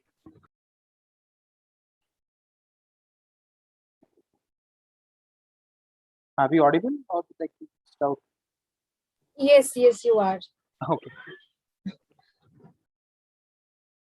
Okay, all right. So if you don't have an answer, let me give the answer out to you. So this particular video at its in its current shape, it is not recommended for Facebook precisely because it is rectangular in nature. That is first. Second is it is too long. 2 minute, 15-second video for Facebook is too long. And then the third thing is again the brand gets revealed towards the end when we said that the brand needs to be like early on the video so that you also take the benefit of like say having maximum number of people at least register the brand uh, for whom the communication is right. So of course there are tasteful ways of still introducing the brand without being annoying, but like leaving it to so like be revealed after 2 minutes, especially on a platform like Facebook, is not at all advised or it is not well recommended, right. So these are a few things that are wrong with creative which this will not be recommended for YouTube. Of course look at sort of like breaking it down, or probably at the time of shooting they could have thought of creating some interesting snippets and then probably using that as teaser campaigns for this one, and like probably rolling that out and like probably make it more social media friendly, but otherwise as is this is not social media friendly, right. Okay, so now quickly move on to content calendar planning. So now that we have seen some of the ground rules for creating content, let us Sushman, can you go to the slide? Actually, it's a YouTube page. Oh. Yeah. Yes. Can you see it now? Yes. Okay, perfect. So now moving on to the content calendar planning. So yeah, of course, like this is by far the most critical piece when you think of like let's say your social media planning or let's say your social media strategy, because what happens is a lot of the brands they have multiple objectives. So one is of course like they will have some of the campaigns running. They could have multiple tier campaigns running. They will have let's say some of the flagship brand launches which they would definitely need to also talk about or advertise on social media, right? So they would be running like let's say 360-degree campaign. They would also be doing a TV campaign for that. The boardings planned. There will be like say other media which will also be planned, and on top of that, digital also will be playing a big role. So when you look at content planning or content calendar planning, so by and large, we can still break it down into three different pillars, into three major pillars. I'm not saying that all the brands will follow this kind of a setup, but most of the brands will still have something similar to this, which they would be following. And then depending on like which brand is operating at what level of maturity, you could see some brands further breaking this down into like let's say further fine-tuned segment. But otherwise, more or less, these are the three broad pillars around which most of the brands operate on. Right? So the first pillar of content calendar planning is campaign. You will obviously have to think of what are some of the flagship campaigns for which you will need that social media presence. Then you need to talk about those products for sure because they are high priority products for you. They are the ones who are driving revenue. They are the ones which are also upping the brand equity for you. So you need to sort of like have a rock solid plan for those campaign articles. So that is the first pillar, right? And then within campaign article, and then within the campaign, you see brands dividing that into tease, launch, and sustain. You'll have to build some hype. You'll also have to build some bit of let's say trailers. You'll have to tease, um, to tease the audience. You'll have to raise curiosity. You know, to tease curiosity. So you'll again break the campaign phase into tease, launch, and sustain. So tease is more like the trailer phase, wherein you're just like building the curiosity. You're trying to sort of like pick up the curiosity, and then this is going to go all the way up to the launch, and then you do a big bang launch wherein you're going to go across all of the channels, talk about your launch, what is the product, what is the USP, all of those things. And usually launch phase is like extremely media heavy, so you end up spending a lot of money during the launch phase. So your launch phase you will not be able to sort of like take it beyond a week or at the max 2 weeks. Now there are brands which will still have like I said those kind of big budgets which who can still sustain the launch for like I say more than 2 weeks as well.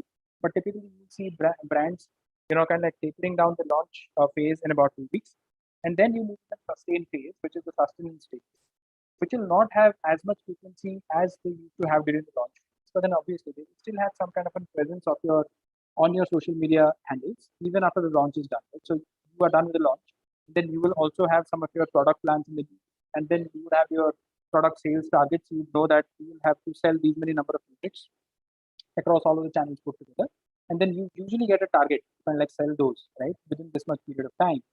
So you have done a good job in terms of fees, you have done a good job in terms of launch, but now you'll also have to sustain that through so that people have that kind of recall value. Then like the more the number of times they see the product, the more the number of times they see the product communication, they may have that somewhere on their mind. So like whenever they are going on the e-commerce platform or any of the retail stores, they're more likely to also consider that particular product at that time. Right? So that's why campaign is a very important tool within your content calendar. Next, you have something called as always on. So now this is something which is independent of whether you have a campaign running or not, because you will not be running a campaign every single day of the year, or let's say every month you need to have a campaign. But always on is something which is much core to your brand. Right? So you can choose to sort of like break it down into different themes. It could be like, let's say you're talking about your always on theme. So you will have some evergreen products which you need to talk about, irrespective of whether there is a big bang campaign there or not there. We know that there are some of the cash cows. Your brand has got some of the products which sell since years, and then that is something which you have not discontinued. You still like to sort of like establish your primary position with those products. Keep talking about those products in the form of an always on theme. Sorry, right? And then similarly, you can also think about breaking it down into also highlighting your culture. Talk about life at life at this particular brand, and then you can choose one particular day when you're going to talk about, okay, so life at, let's say, brand XYZ through the lens of employees, right? And that is an interesting way to bring out what your brand stands for. And while we all know brand XYZ as the brand from an outsider's perspective, that is a great way to also give people an insider's view or an insider's sneak peek into, like, let's say, what is the culture of that particular company. So that is a great way of also demonstrating your employer branding initiative. Right? And then similarly, you could have passion points or opinions. If you remember, we clearly spoke about your audience being extremely deeply rooted into music as a category, right? Or let's say if you're a brand which sells products which are in the music space, of course you need to have music as a passion point. Probably you could also look to diversify, from not just a direct music connect, but then you could also look at diversifying into some of the other occasions which could talk about bonding, or like let's say people bonding with their friends, people bonding with family.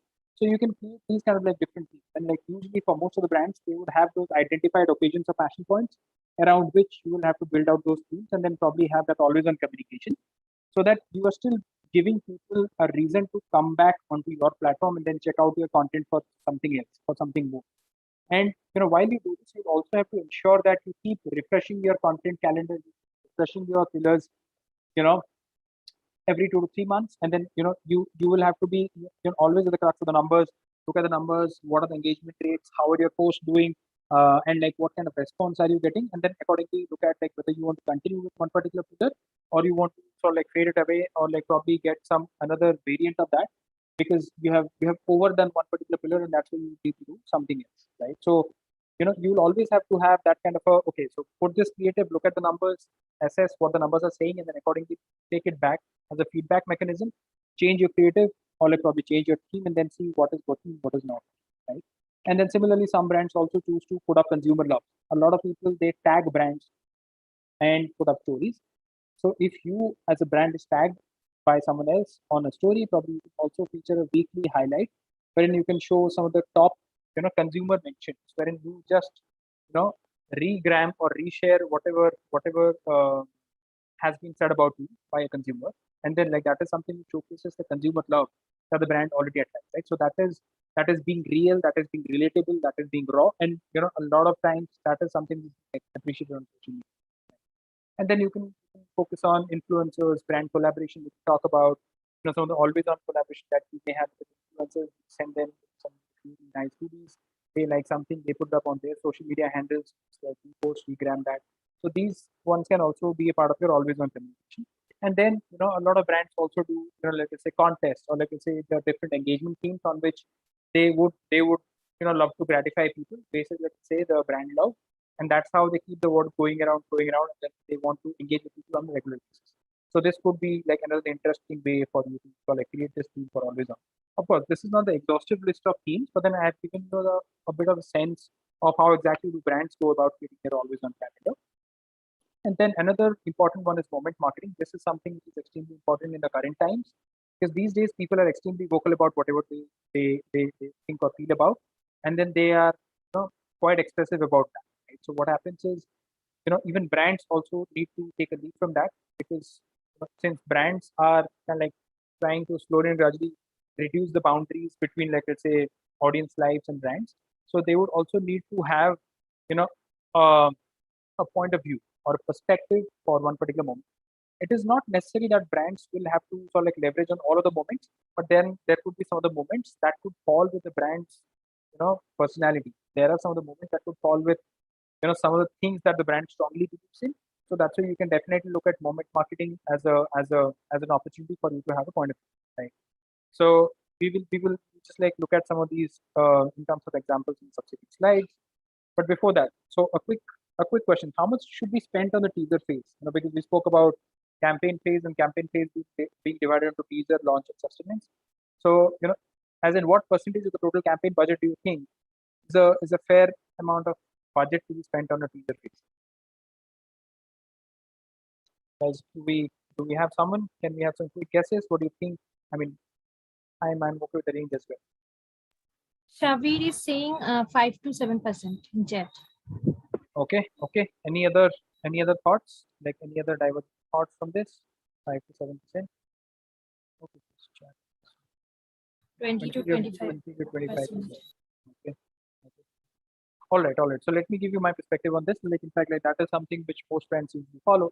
So what happens is on the teaser phase, like you're building a curiosity, you're sort of like generating that kind of interest for like what exactly is going to come. But typically what happens is like the teaser phase usually does not reveal the product. Right? And typically you will not have so much of budget to kind of like go for teaser phase for every campaign. So teaser phase usually comes up for your flagship launches. And if you end up spending 20 to 25% of your budget to promote something wherein you're still not talking about the product yet, that is not a budget well spent. So that's why most of the brands, they stick to a guideline of about not spending more than 15% on the teaser phase, because of course they want to build some curiosity, but they still leverage their PR and communications and then try and build more of the hype and curiosity coming in from that route. But teaser phase, they don't go overboard spending too much amount of money, because the ROI from that may not come in, because people don't know what is the product yet, and then they might be curious today, but if the product is coming in 7 days later or 3 days later, they may not have this on their calendar to come out and then come back to the platform and check as to what exactly is the product. So that's why on teaser phase we don't see, like I say, enough spend happening. So it will be typically in the range of 10 to 15%, not more than that. Right? Moving on. Okay, so now, yeah, so this is a good example of a teaser phase. So this was something which we had done for a brand called 7 Days before. This was back in the times when I was working for InBev. So this was about a product whose USP was like it was a wheat beer which was using natural ingredients. So you would see a lot of wheat, coriander, orange, cardamom, and all of those things. So these are all the ingredients which used to go in the wheat. And we called that brand Seven Rivers, but then like that was something just not revealed by them. So people didn't know what this brand was. And the logo wasn't exactly this shape. Right? So this was the teaser communication we put out. And then we said that, okay, so like, revive your taste buds with refreshing, smooth, and local flavors. So this is something which is posted by an influencer. So if you look at this, a perfect season is an influencer. So she posted this, and then we regrammed this on our hand, right? So remember we spoke about collaboration. This is a good way of leveraging collaboration, wherein we are just like validating, like this is someone else saying something about us, and then we regram that on our page. And then we say stay tuned for the big reveal. And then of course, by now people know the name, which is Seven Rivers Gluco, but then they don't know like the other details. And then this was one of the good ways of like sort of like teasing people around this. And then this was the launch campaign. So this had like, let's say, the logo, and then the entire theme behind this. So this was actually a video, and that's why you see like these many number of views. So we kind of like ended up promoting this, because the launch has to be promoted and this has to be loud and clear. And this was promoted only in Mumbai, because we initially launched in Mumbai. So that's why you see this kind of a thing coming. So when you look at the teaser phase, it had about 50 likes because we collaborated with influencers. This was not that heavily promoted, versus this being a launch campaign, which is much heavily promoted. And then we also give out the details. That okay, so Matcha and Vire are the two products. Of course, like both of those also featured in the video. It's just a screenshot taken from the video, and that's really much. Yeah, and then a bit more detail, and then we also saw like right. And then so this was something which is on the sustenance campaign. So like after we had done the launch, we also had to like sustain the buzz, sustain the momentum. So there was a lot of product communication which was there around Matcha and Vire, because these were the two variants that were launched by Seven Rivers. So we continued sort of like putting up the sustenance. So in terms of the timeline, if you look at this, teaser went out for the first 7 days, because the entire theme was around 7, and then we were building like, let's say, multiple themes around 7. So we had about 7 days run up for the teaser, followed by launch. So the launch communication also went out for about 2 weeks time, and after that we we switched on to sustenance campaign, and the sustenance phase was there for a good amount of time. I think for about a couple of months, we had sustenance campaigns. Some of the posts we promoted, some of the posts we did not promote. The amount of promotion was also varied, but then we ensured that there was good amount of visibility for our products on social media week on. Now, so these were some of the things that I had done in my past organizations. Now, giving you examples again, coming back to my favorite, of course, I just kind of Zomato. But yeah, so these were some of the product or fun facts which Zomato had covered when they were just like, because Zomato has this habit of sort of like relating a lot of things to, like, let's say, our food habits. What would we usually like eat, and also like that's where they had like put out these kind of posts. This was I think something which went out on this was not on it's not on regular social. All of the social feeds, I mean, if you look at it, all of these are all square formats, right? Like none of this is time. So this went on YouTube. This was, like, say, some of the things that they were doing. Some of these were like moment marketing, say just an appreciation post for IPL for delivering such entertainment tough times. Because Zomato focused on deliveries, and like that's how they can like connected this content around with this. And then also in terms of always on, you see Zomato being extremely witty in terms of connecting relatable instances in our lives to, like, let's say, food. That's how they sort of like kind of like connected. Similarly, you look at quick tips, life at Zomato. They also bring out a lot of these things wherein they showcase the fun side of Zomato. They also showcase like what do employees go through in Zomato and all. So they also brought out these ones. We had some of the passion points occasions. So this was majorly around Ganesh Chaturthi, and when Odisha went to that cyclone, they also came out in support of this and like also had a point of view and perspective during this, and like be a hunger hero. So they were delivering food and all, donating food. So this again fits into Zomato's bill, bang on. That's where they were communicating on these ones. So these are some of the examples that you can see, right? And similarly for consumer love, people were asking, like, let's say, when is the last date for submitting Zomato loot ad? So this is something Zomato had launched for the PTC. So they were saying that we are freaking tired of getting these many messages about when is the last date and all. So stop spamming our DMs. So this is like a very, very witty way of saying that like whatever we are doing, that's a hit to the audience, right? And similarly, so on and so forth.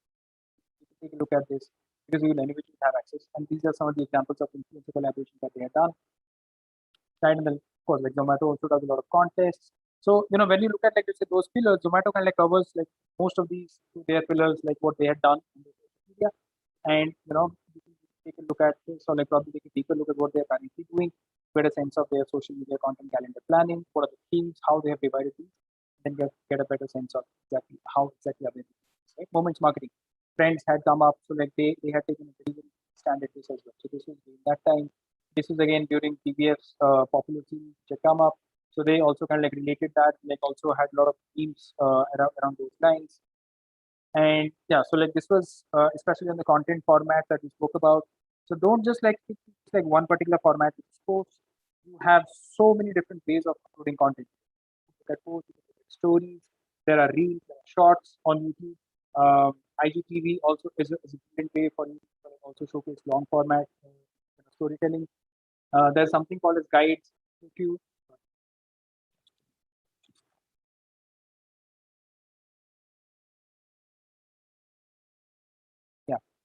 So if you look at Puma, right? So like Puma is one brand which I like does all of these things. So you see the posts here, you will see your reels here, you see IGTV, there are guides, Puma leverages guides as well. They also use shoppable posts or tag posts. They highlight stories, put it here, and then like they are also putting up the user tags image, right? So in terms of, like, let's say, a brand that leverages almost all of the things that are available to them, Puma does a great job with respect to this, right? And this is what I was talking about. That it's not necessary that one particular format is going to work for all of the brands. So we have to be prudent with respect to what exactly are we sort of like picking up across the board. Okay, so with this we come to an end on content calendar planning. Guys, questions?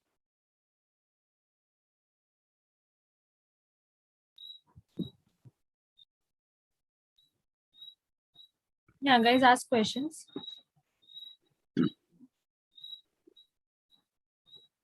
Should I just like refer to the chat? I think.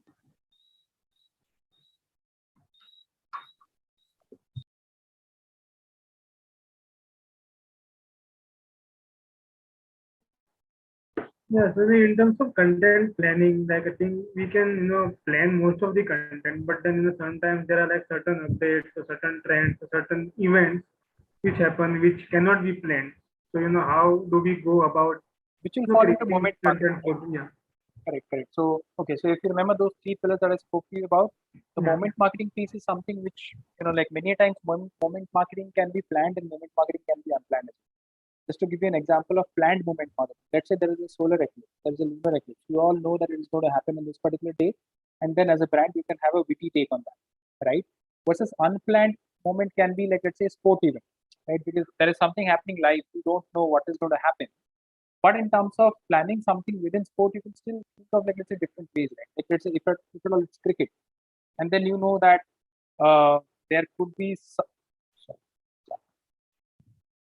yeah, so you know that um, you know you can build out multiple scenarios, because if it's cricket, that there could be uh, you know people could score 50s, people could score hundreds, there could be man of the match, there could be like, let's say, someone taking 5 wickets, someone can be like, let's say, ecstatic bowling and all of those things.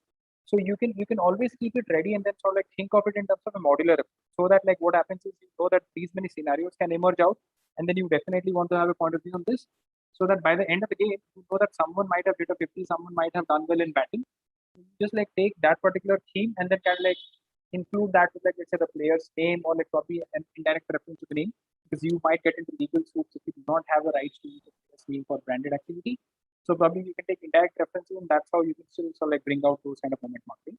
But otherwise, you see most of these moment marketing you will be able to pick up from social listening, because you will have your also, in terms of moment marketing and maybe, the other generic posts as such that, every brand plans. correct. So is that like a proven thing then? Like, the certain trends or the movement marketing gets more engagement compared to the other sales or the other promotional posts that are usually done? No, as such, see, there is no such hard and fast rule that one particular content will definitely do better as compared to the other. Because if there was one such thing, then like almost every other digital marketer would also start doing the same thing. And then, like, once that competition intensifies, after that, like, people get to see more of this particular content, so the freshness of the content comes down, and then you don't see responses coming in for those. So that's why it is best that you don't try and game the system. Try Yeah. being as natural as possible, trying being as human as possible, because that's what people really, really like and appreciate on a social platform. So they want to see brands talking as people. They want to see brands talking as naturally as possible, without necessarily portraying that brand angle, and then talking to them as people, and then being witty, being funny, being entertaining, and being fresh. That is the most important. So if you're able to do that, and then if you're able to do that earlier than the other brands, then probably I think you have got a better shot at succeed. Hmm. Also, in terms of like the content, creating content. So is there like, certain what do we say, maybe like things where you can find inspirations for, or is that mostly, a good content mostly comes naturally to a person, or No, are no, there ways by which, we can build that skill? correct. So inspiration is something which you can definitely look at, right? So just like, so one of the ways by which you could look at this, like, you probably have some of the brands in your checklist. You know that no matter what, these brands will always create kick-ass content. So one of the cues for you is go back, look at, like, like, what are the things they are thinking about some things, what are the ways by which they are bringing out that kind of a point of view, and then try and sort of like try and get a sense of, like, okay, so this is how they are thinking about. I'm not saying necessarily copy them, but then at least appreciate the kind of thought or point of view they are bringing to the table, and that they are bringing a fresh perspective, right? And then similarly, you could also start thinking on these lines. Second thing that you could do is, like, through social listening. These days, you can always find a lot of information, right? So there are other tools like, let's say, BuzzSumo, which help you, get a lot of blog content, or like, let's say, get a sense of like what kind of content is trending around these topics, right? So that you know that, okay, so people are more interested in reading about these ones. So is there something that I can create which fits to my brand's purpose, right? Just because something is trending does not necessarily mean that you're going to talk about something which you have never spoken before, right?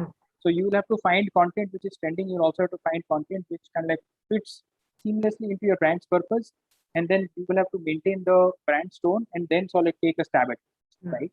But the thing is, especially for moment marketing, it is extremely difficult. So if you get into that analysis paralysis mode, you will never be able to roll out the content on time, because one thing that is super critical on movement marketing is time, right? So you will have to have that knack of being fresh and at the same time being on point and on time. So of course, like it is difficult. I'm not saying it is easy, but over time you will get better at it. Right? And then of course there are tools which help you like get that kind of. And these days social listening is extremely smart. Our tools are getting so smart that they can pick up trends very, very fast. And okay, it's like in the past 1 hour, we see like these many impressions coming in through this. In fact, like we have monitored IPL in a similar fashion. There are other things that we had monitored, and like some of the PR disasters also were monitored. So it's not that you're not able to do that. You can do it. I think it takes time, and of course, there are tools which help you get better at it. Okay. All right. Moving on to the next one. Yeah. Okay. So now we're going to talk about outreach, right? And then we'll also talk about social. So what is outreach? So guys, so far we spoke about content. We looked at objectives, content. We looked at content calendar planning. But one thing which is the most important is, of course, like when you create content, the objective is that you want more and more number of people to look at your content, right? And if people don't look at your content, so then like what's the point in like putting so much of effort in order to create that content, right?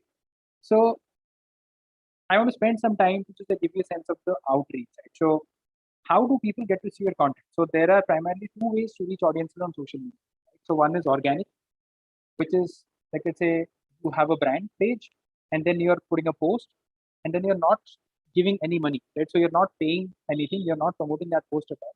So that post will live its own life, will live its natural life on social media, and then it will die out. So it will get some traction, which is like this, organic ways of reaching out to people, right? And then the other one is inorganic or paid. So this is where you promote that post and then so you choose your targeting options, and then you put money behind those posts so that you can reach out a more number of people, right? So these are basically the two ways by which you can reach people on social media. So now, quick question: what do you think is happening to the organic reach, especially when you look at most of these social platforms? It's not just the Facebook. You talk about Facebook, talk about Instagram, the other platforms as well. What do you think is happening to organic reach in terms of the trend? So do we see organic reach increasing? Do we see organic reach decreasing as a percentage of the overall follower base? Do we see organic reach increasing, decreasing? Is it going in a sinusoidal wave? So how exactly? Because if you look over here in the right, of course, like I've given you some bit of a breather because I'm telling you that 2017, 2018, 2019, organic reach has dwindled, right? But can you think of like what was happening from 2012 to 2016? Guys, see if you can place on chat. Initially, it might have increased a bit, but currently, recent times there have been a lot of people who are switching to ads, so that's why there is a decrease in trends. So in terms of what I work with Facebook and other platforms is right now, if you do not advertise with them, they do not give you a particular reach. So they have also set the algorithms in such a way now that people who advertise also their organic reach also increases over time. Got it. So the more people are like now trying to increase the advertisements part. Got it. So if you look at the trend since 2012 on Facebook, so Facebook's organic reach has been consistently declining from 16% to 12%, and then sorry, this is 8%. This is not 80. So it has been consistently declining, and then like this is what you see on 2019, which is roughly about 1%. And this is the case across most of the platforms. Organic reach has been winning, right? And organic also has limitations because then you don't have any control on the content, consumer. So you don't know which of your followers are going to consume this particular content. So there's no control. So like it's just like you have placed it on your brand page. Now it is up to the algorithm to show it to, right? So because the brand gets no control on that, and it is totally dependent on the algorithm. So which makes it quite tricky for the brands. And second thing is, of course, you already see, right? The organic impact is like peanuts. You don't even reach 1% of your follower base. So what's the point? So organic, of course, like you can look at it as one of the ways to keep churning out content on a consistent basis. But for you to get any kind of an impact, you will always have to pair with inorganic or paid, right? So yeah, so organic reach as a percentage of follower base, as you can see, it's like very, very. So now coming on to the piece on so if organic reach is so less, why is the organic reach so less? So I'll just like give you a very, very broad level picture. What is happening is, So there are more and more number of people who are coming on the platform, and because more number of people coming on the platform, there are more number of brands who are also coming on the platform, right? So and the attention span of people is decreasing day by day. So earlier, if there were 5 people on the platform, today there are 50. Earlier, if there were 2 advertisers on the platform, today there are 200. So because of that, what is happening is the competition to kind of like get a fair share of space of a user's news feed is extremely high, right? And Facebook will also have to care about Facebook will also have to care about the user experience. So it will have to limit the amount of branded content that a user sees on their news. So what is happening is within that limited time, that user will have to see things that interests him, which are non-branded, and then also that person will have to see branded content. So with the rising amount of inorganic content which is coming on board, the system will obviously prioritize more of the inorganic content, because it will also have to think of the user experience at a broader level. So that's why you see the competition is kind of like keeping out the organic reach share of reach, and that's why you see organic reach 20. So having said that, there are a few exceptions where an organic reach gets high. So when does that happen? Is because let's say Facebook has released a new feature and it wants more and more number of people to use that feature. So one of the ways to incentivize people to use that is like if you bump up the organic reach on that. So this is something which happened on Reels. So when Reels came up, so Facebook wanted more and more number of people to use Reels. So whenever people were putting up something on Reels, and exactly the same video when they put up on post, they saw up to 3 to 5 times higher number of views on Reels as compared to post. Right. So that is one of the ways by which you can incentivize people to use more of your new feature, and that's why organic reach would be higher on those. On Instagram, especially if you look at organic reach, it may come from explore, it may come from hashtags too. So like that is something that goes beyond followers, right? So on Instagram, you still have got like that extra level. And if you do your content game right enough, like also follow like say a lot of collaborations, you could get like some additional organic reach coming into there. But having said that, there are a few things which the algorithm takes into consideration to kind of push more of your organic content, which is timing. So how fresh is your content? Is your content already stale? Have a lot of people seen your content? They are not engaging with it. Then the algorithm is like deprioritizes, right? Second is content variety. So content variety again is kind of like linked with freshness. Are people seeing something new? If that is not there, algorithm kind of deprioritizes, right?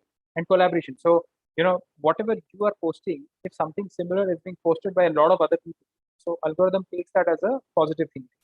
So algorithm feels that your content is something which a lot of people are engaging with, so that's why it try and push more of your content. So these are a few of the things which you need to keep in mind. But the thing is, at the end of the day, there is very little that you can do in terms of pushing your organic. So the best that you could do is follow the guidelines and then create the best possible content that you can ever create. But in terms of planning for your organic, that is something which you will never be able to do. So you will always have to plan for inorganic and look at organic just to have a consistent presence on your timeline, right? And then most of the algorithm they also keep updating regularly to reward elements that enhance user experience. So one ground rule that you can think of, like whenever you're creating content, is create content that enhances user experience. Create content that kind of like incentivizes people to spend more time on the platform, and then more often than not, you will end up being on the above side, right? And then this is something which is quite straightforward. Hashtags, people use hashtags to kind of like bump up their visibility, because a lot of people they search for content around hashtags. So if you use the same hashtag, the discoverability of your content goes up. But how do you use hashtags effectively? Because if you use a hashtag which is used by, let's say, loads and loads of people, and there is a lot of content which is being created on that hashtag, then your content will be lost in the sea of other content that is being created, right? So one rule of thumb which you could use, probably you can divide your hashtags into 3 different pillars. One is, of course, like your branded hashtags. If you want to create those as like as a brand storytelling, so you will have your branded hashtags. Second is you pick up some of the hashtags which are widely used, right? Because that is something which still basically give you a shorter additional discoverability.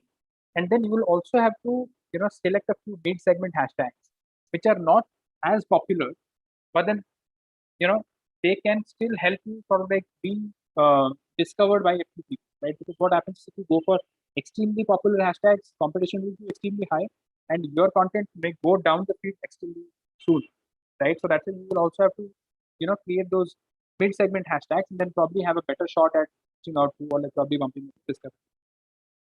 And then similarly, tags, of course, like tags, so that you don't want to miss out on some of the people. So you definitely want those people to check out whatever you're posting. So that's why you tag them. so that they also get that additional notification that they have been tagged, and then they look at this. But then beyond that, we don't see any kind of a performance improvement whenever you have tags on your pages, right? So now coming on to social listening. So why is this very critical? As I already mentioned, that you will have your ears very, very closer to the ground, and then you will start, scraping through what exactly are people talking about your brand, right? So this is one example on the left where, so this just culls out a word cloud. And what is a word cloud is basically, you know, a tool would have gone through all of the conversations or all of the mentions that would have had the word Coke across the internet for a time duration that you select, and then accordingly, after scraping through most of those content, it kind of like pulls up, this kind of an analysis wherein the size of the word tells you, you know, how many people spoke about, these words whenever they were mentioned Coke. So the way to read this word cloud is, I was definitely looking at Coke and I wanted to see, like what are people usually talking about whenever they're talking about Coke. So Coke being Coke, obviously Coke will have, let's say, very, very high relevance. But other than Coke, you also see Zero coming up, and then you also see people coming up, you see Pepsi coming up, Taste drink coming up. So this is a very, very quick way to also give you a sense of what are people talking about whenever they think of Coke. So probably this Zero is coming up because people are talking about Diet Coke, they are talking about zero sugar, and that's why, this is something which is, let's say, top of mind for people. People are looking at fitness like very, very seriously. Coca-Cola, of course, because of branding concern. You also see sugar popping up here. You also see conscious popping up here.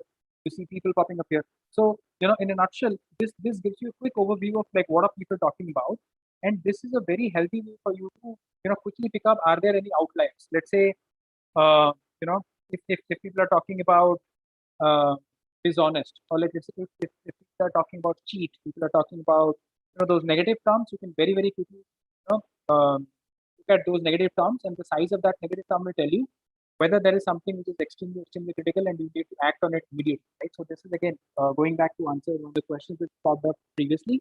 And in terms of moment marketing, when you look at this, so this is one of the ways by which you can still like look at avoiding your PR disasters. Look at some of the things that are currently happening. What are people talking about you? What kind of sentiments is that bringing in? And then accordingly have your answers ready. And then there are teams specifically for tracking this. So while listening sort of like gets you into this kind of an analysis, you also have something called as responding. So your responding team, answers the, so they will be ready with, let's say, wherever the brand needs to take action, they will take the insights or inputs coming in from listening, and then accordingly they start responding. So this is very important. And ORM stands for online reputation management.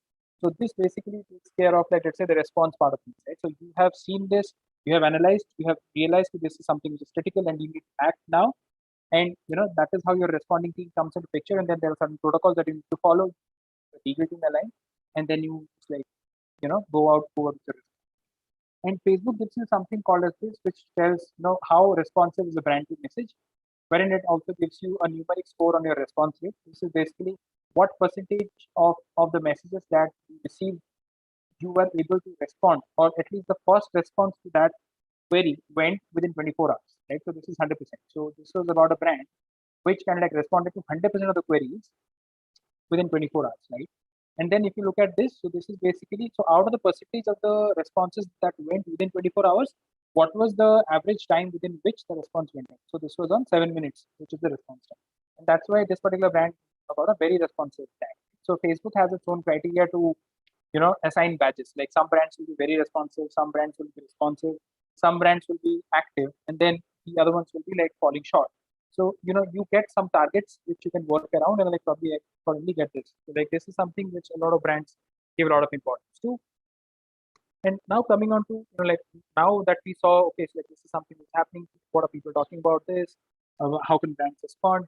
So these were some of the examples that we saw, right? Tanishq had a, this is not very, very recent, but I think this was about 2-3 months back when we saw, an ad which came out, which was about a Hindu girl marrying a Muslim guy, and then they were following a tradition, and then the Muslim family, they wanted to do the tradition basis Hindu customs, and a lot of people kind of like had problems with that because they realized that this is probably promoting love jihad, right? Because these days people can come up with anything, and like at times outlandish things can also go up, and then this became so crucial and so critical that Tanishq had to pull down the ad. because they obviously didn't want to sort of like negatively affect the consumer sentiment. So the point that I want to bring here is like these days, this is extremely important. Brands do take action basis like what kind of consumer sentiments is that giving out. So that's why brands need to be extremely watchful about this, and then if needed, they also need to release statements giving out their clarifications on this. Right? This is another example. This did not have any brand involved, but then this was again something which picked up a storm on social media. So this was a doctor couple. So so these were two medicos. They were friends, and they put out a dance video amidst the COVID surge. And this was just to have a light-hearted moment. And then like this was picked up by a minister who said that because over here also the male doctor was a Muslim and the female doctor was a Hindu. So he said that like this is not actually portraying our culture in the right particular fashion. And in response to this, they came up with another dance video which had like more number of people dancing, right? And that also had similar kind of a mix of like this Hindus and Muslims. And then they said we don't care about Hindus and Muslims. What we care about is like let's say having a healthy environment at work during such troublesome times, right? So the point is, you need to have a point of view, and if you're like confident about what you're talking about, there have been brands which have taken very very strong stands with what they have truly believed in, and then they have come out to be like say victorious. This was another example wherein this was when I was a Puma, and then we faced a tough challenge because people said that one of the graffitis that we had painted on one of the walls that was a monumental piece. So archaeological survey they had a problem with that, and then we had to come out in the open and release a statement that this was completely unintentional. We had no clue before we had done this. We had taken all the permissions, and then that's how we can like tackle it. And all of this was possible because we were quick enough to realize that there was something wrong. Negative sentiment was picking up, and then we were at it in terms of responding. And then this is something wherein like brands can directly jump onto conversations with customers and have a like let's say very very natural conversation that they can sort of like get those consumer love, right? And like I have done this myself time and again, and trust me, this works like a charm every single time, right? So yeah, so giving you a few more examples, I think like most of you will be aware of this. Like Myntra had to change the logo because there was a complaint which said that Myntra's logo was offensive for women. Rahul Dravid's spread ad was something which is like hugely discussed and debated across multiple portals because people felt that there was nothing product in that. Then this was quite a bit of a farce, and like that kind of polarized the entire marketing community on LinkedIn. Saw Ronaldo's press conference act on Coke, and Ronaldo just like kept aside a bottle of Coke. So that also kind of like brought out a hue and cry on social media. We had Zomato ads which featured Hrithik and Katrina, and this also kind of like had a huge outcry because people believe that Zomato is unnecessarily kind of promoting culture wherein delivery boys they did not have a life even to wait for a couple of seconds and then they just went on. But Zomato had a completely different stand. That Zomato come out in the open and they shared their stance on this. And a very recent one is Cadbury's re-featuring the classic cricket field ad. So this is something that's currently going viral. A lot of people talking about this. So all of these are examples of like those reducing boundaries with users and brands, and people are coming in. Then they are sharing their point of view perspectives around some of the brand advertising, which a lot of brands are doing. Right? Now, quickly getting into vernacular audiences, why I thought of this being important is because if you look at the emergence of like let's say most of these apps, you have got the likes of Moj, you have got Nextakata, you have got Josh, ShareChat was there right from the beginning. But a lot of these apps, in the absence of TikTok, they clocked 100 million plus downloads in very very short span of time, right? Because they realized that the audience adoption is definitely there. People are like ready to use, and they saw an opportunity here. Like there are a dime a dozen such apps, and like almost all of them are 100 million plus in terms of downloads. Right? So vernacular audience is definitely picking up. We see emergence of celeb next door now. The next generation celebs, they are not like let's say the Bollywood celebs or the Hollywood celebs. They need not be extremely good looking. They can be the guy next door who can just like pick up a phone, like sort of like shoot a quick video and then put it up. And if you have got talent and probably people definitely sort of like tend to love your talent. Opportunities are immense for you to like grab a lot of attention, right? And like that is something which kind of like just like went like crazy during these times, especially with TikTok going out of India, right? And then we see other platforms also taking note of this, because these days you see multi-language search support. Google offers search support across multiple languages. Voice search is now available across multiple languages. You have vernacular content, which is sort of like crazy across all formats, like text, videos, audios. You see vernacular content going up like crazy. Regional content is a hit among a lot of platforms.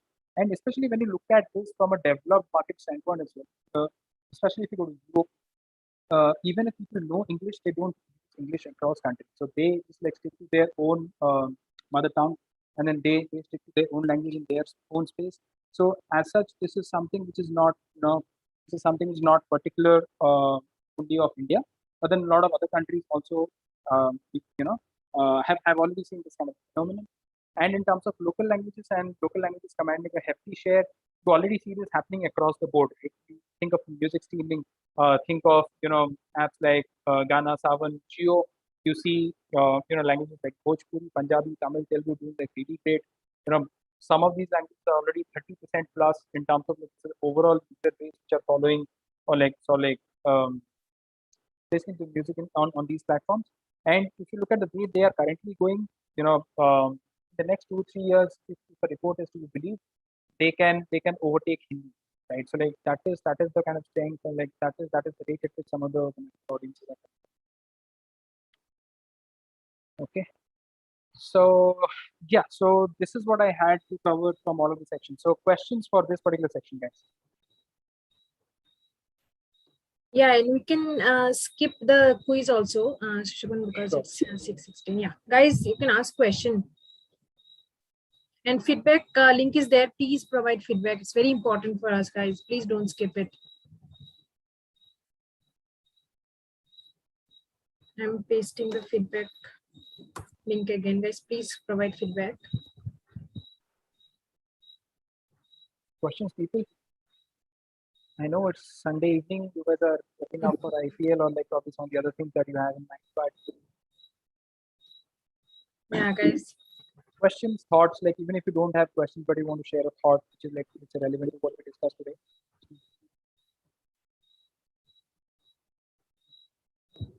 Also, in terms of the audiences which are available on social media, so in Yeah. terms of the interest targeting, so are they like very relevant as such? Because many a times I found them to be more generic and not really, too much like exact in terms of the interest targeting.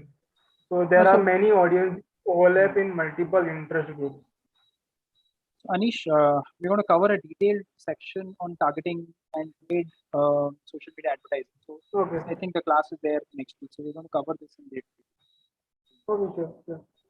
So yeah, but like just to quickly answer your question, it will depend on like what kind of a brand are you? Are you into mass marketing? Are you into like say niche marketing? And then accordingly, sort of like figure out as to, like what are some of the brand objectives. If you're looking at sort of like getting a very high brand coverage because awareness is something which you definitely want to go after. Probably interest as a segment is going to give you that kind of a leeway, wherein you can still go broad based and then still sort of like create that kind of an awareness level in the market. But like if you're a niche brand or like probably a brand which operates at a high ticket size, the priority for interest targeting may not be that great. But then as I said, there's no one size fits all approach. We'll have to see as to what category does the brand operate in, what are the objectives, and then accordingly take a call on whether interest segments make sense or not. Yeah. Susovan, we got a question from our YouTube chat. So Mahira is asking, can you define social media marketing in a very nutshell way? I think I covered that in the first slide. Yeah. Yeah. So So you're saying social media marketing in a nutshell. Yeah. So social media marketing, according to me, I'm going to sort of like just highlight three things. So engagement is the core of everything that we do on social media. So whenever brands are marketing anything on social media, they have to see that like how exactly are they going to engage with users and like what response are they seeking from users. That is extremely important. B is be mindful of your objective. So having a very sharp objective, and then sort of like also having that numbers driven approach to sort of like also have a sense on what makes sense and what doesn't make sense is extremely critical for a lot of brands who are planning their social media marketing. But because otherwise you don't have that sense, you can completely completely sort of like go haywire with respect to your social media efforts, and you will not get any ROI coming in from there. And then the third thing is, of course, also being realistic. A lot of brands these days, when you look at social media marketing, they believe that they will create a piece of content and then that is going to go viral. But trust me, virality is still not like, let's say, complete science or complete art. There is no such ground rule that if you follow these, your content will go viral. So we also have to be a bit realistic, and then the only thing that we need to do is we have to sort of like operate within certain guidelines so that we decrease the likelihood of us going against the user experience on social media. But other than that, it is always about test and learn, and then keep experimenting. So keep testing, learning, take your learnings from those tests, and then sort of like bring that back, and then keep bettering yourself over time. Yeah. So in a nutshell, this is how I look at social media. All right. Any other questions, guys? In terms of outreach, so you're talking about outreach. In terms of outreach, every other person is posting on Facebook, Instagram, or is building up a channel on YouTube. So yeah. So how do you I mean, users may miss out on quality content. I mean, for example, we can say that whenever we type a certain thing in Google, for example, if I want to purchase anything, those paid ads will show first, and then the actual the quality content will show up second. That's what I feel. Yeah. Is there any way that you can define that quality content should stand out? Because you were talking about outreach. What I have seen over the last few months, that the paid ads are more, or paid mode of advertising is more on whatever platform. When you go to YouTube or So Shabir, that will always be there, right? Because the platforms are to make money at the end of the day, so they can't sort of like deprioritize on the paid advertising, and then they say that everyone is going to get a great organic reach. And I'm also telling you, what are the reasons why organic reach is not picking up is only this. Because a lot of brands, they are trying to create content, and then user experience is something that most of these platforms will have to worry about. Now imagine, like, if the number of brands have increased by 4 times, Facebook is not going to show you 4 different brand ads instead of one brand as compared to 1 year back, right? Because your experience is going to go down. Facebook starts showing you more of branded content. So that's why the competition for your newsfeed space is going to heat up. And within that, you will see organic or you will see paid. Obviously, you will always have that kind of a competition coming in from paid advertising. So one thing that we could definitely try and do is like keep churning better content, because one of the ways by which you will still feature on your on more audiences feed is, if you've created a piece of content which is engaging enough, people are going to like, people are going to engage with it, people are going to give, like, let's say, positive love. So what happens is, so there is also something called as viral reach, which you get, which Facebook defines as, algorithm pushed to 50 people, but out of these 50 people, 5 people they engage with your ad. Because of those 5 people, your ad also showed up, among their friends' feed, because one of their friends engaged with your content, right? So one of the ground rules is, like, probably if you keep on churning, like, great creative, great content, and people start engaging early on, so then algorithm sees that as a cue or as a signal that your content is good enough and people are liking and sort of like engaging with it, and that's how algorithm is going to push more of that particular content. So those are some of the ways by which you can sort of like take up your organic reach. But if you're asking me that how do my organic content score over paid, honestly, I don't think I have an answer to that, because obviously paid will show up no matter what, but your organic can still do better by sort of like having better quality videos. And even on paid, that is going to help you, because if your creative is doing well and people are engaging with it organically, so then the CPM that you pay for that ad will also come down, right? Because Facebook understands that you are in a way helping Facebook show the creative to more number of people and sort of like make them stick to the platform. So your cost will be low if you get good content. So that you need to do. Yeah, thanks. Yeah. Yes. So I think I'll just have a brief, a discussion on something about Instagram. So what I've noticed, in the past 1 year is, like, after the emergence of Reels, the overall reach and the impressions for organic posts and stories have seem to be going down a lot. So, is there anything Facebook has revealed about the same? about that the low reach on Instagram for posts and stories and giving more emphasis to reels? No, so the thing is, we'll have to read between the lines. Facebook has not said anything particular, so like revealing something in public. But one thing that we definitely see is, reels are, definitely overpowering posts, and Facebook also has hidden agenda behind that, right? Because like after TikTok lost the ground, somebody had to sort of like gain that entire share. Somebody had to gain that entire traction, and somebody had to gain that entire traction soon enough because there were so many competition which are coming up left, right, and center every single day. So that's why, since Facebook had to sort of like take a larger share of that, so like they definitely bumped up, like let's say most of the organic matrix on Reels. Although there is still a smaller catch, because if you look at the way Reels counts views is, anyone who has seen the video, even if you see just 1 second of that video, that is still a view on Reels. But on post, you will have to at least go for 2-second continuous view for it to be counted as a view. Otherwise, it will take it as an impression and not as a view, right? And that's why you see quite a bit of a difference in terms of post and Reels. But yeah, so eventually Facebook also realized that a lot of people are spending a lot more time on Reels, and that's why it had to like push more of it. So that's more to do with user data. So in terms of like how users saw the user engagement. Correct. User data, user engagement, and also kind of like trying to get a lion's share of competition, right? Because they saw an opportunity, they tried to latch onto it, and then they also saw this, being totally in sync with user behavior.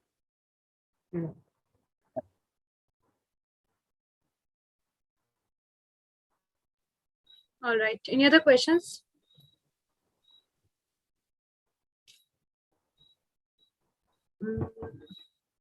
I think we don't have any questions, and it's 6:27 also. So yeah, crossed 2 hours marks long back.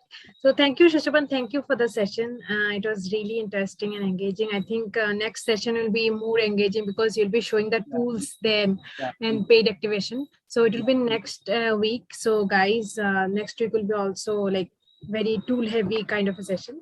So yes, thank you so much, Susovan. Thank you so much, guys. Thank you. The pleasure is all mine. Thank you. Thanks a lot. Thanks a lot. Yeah, guys, please provide feedback.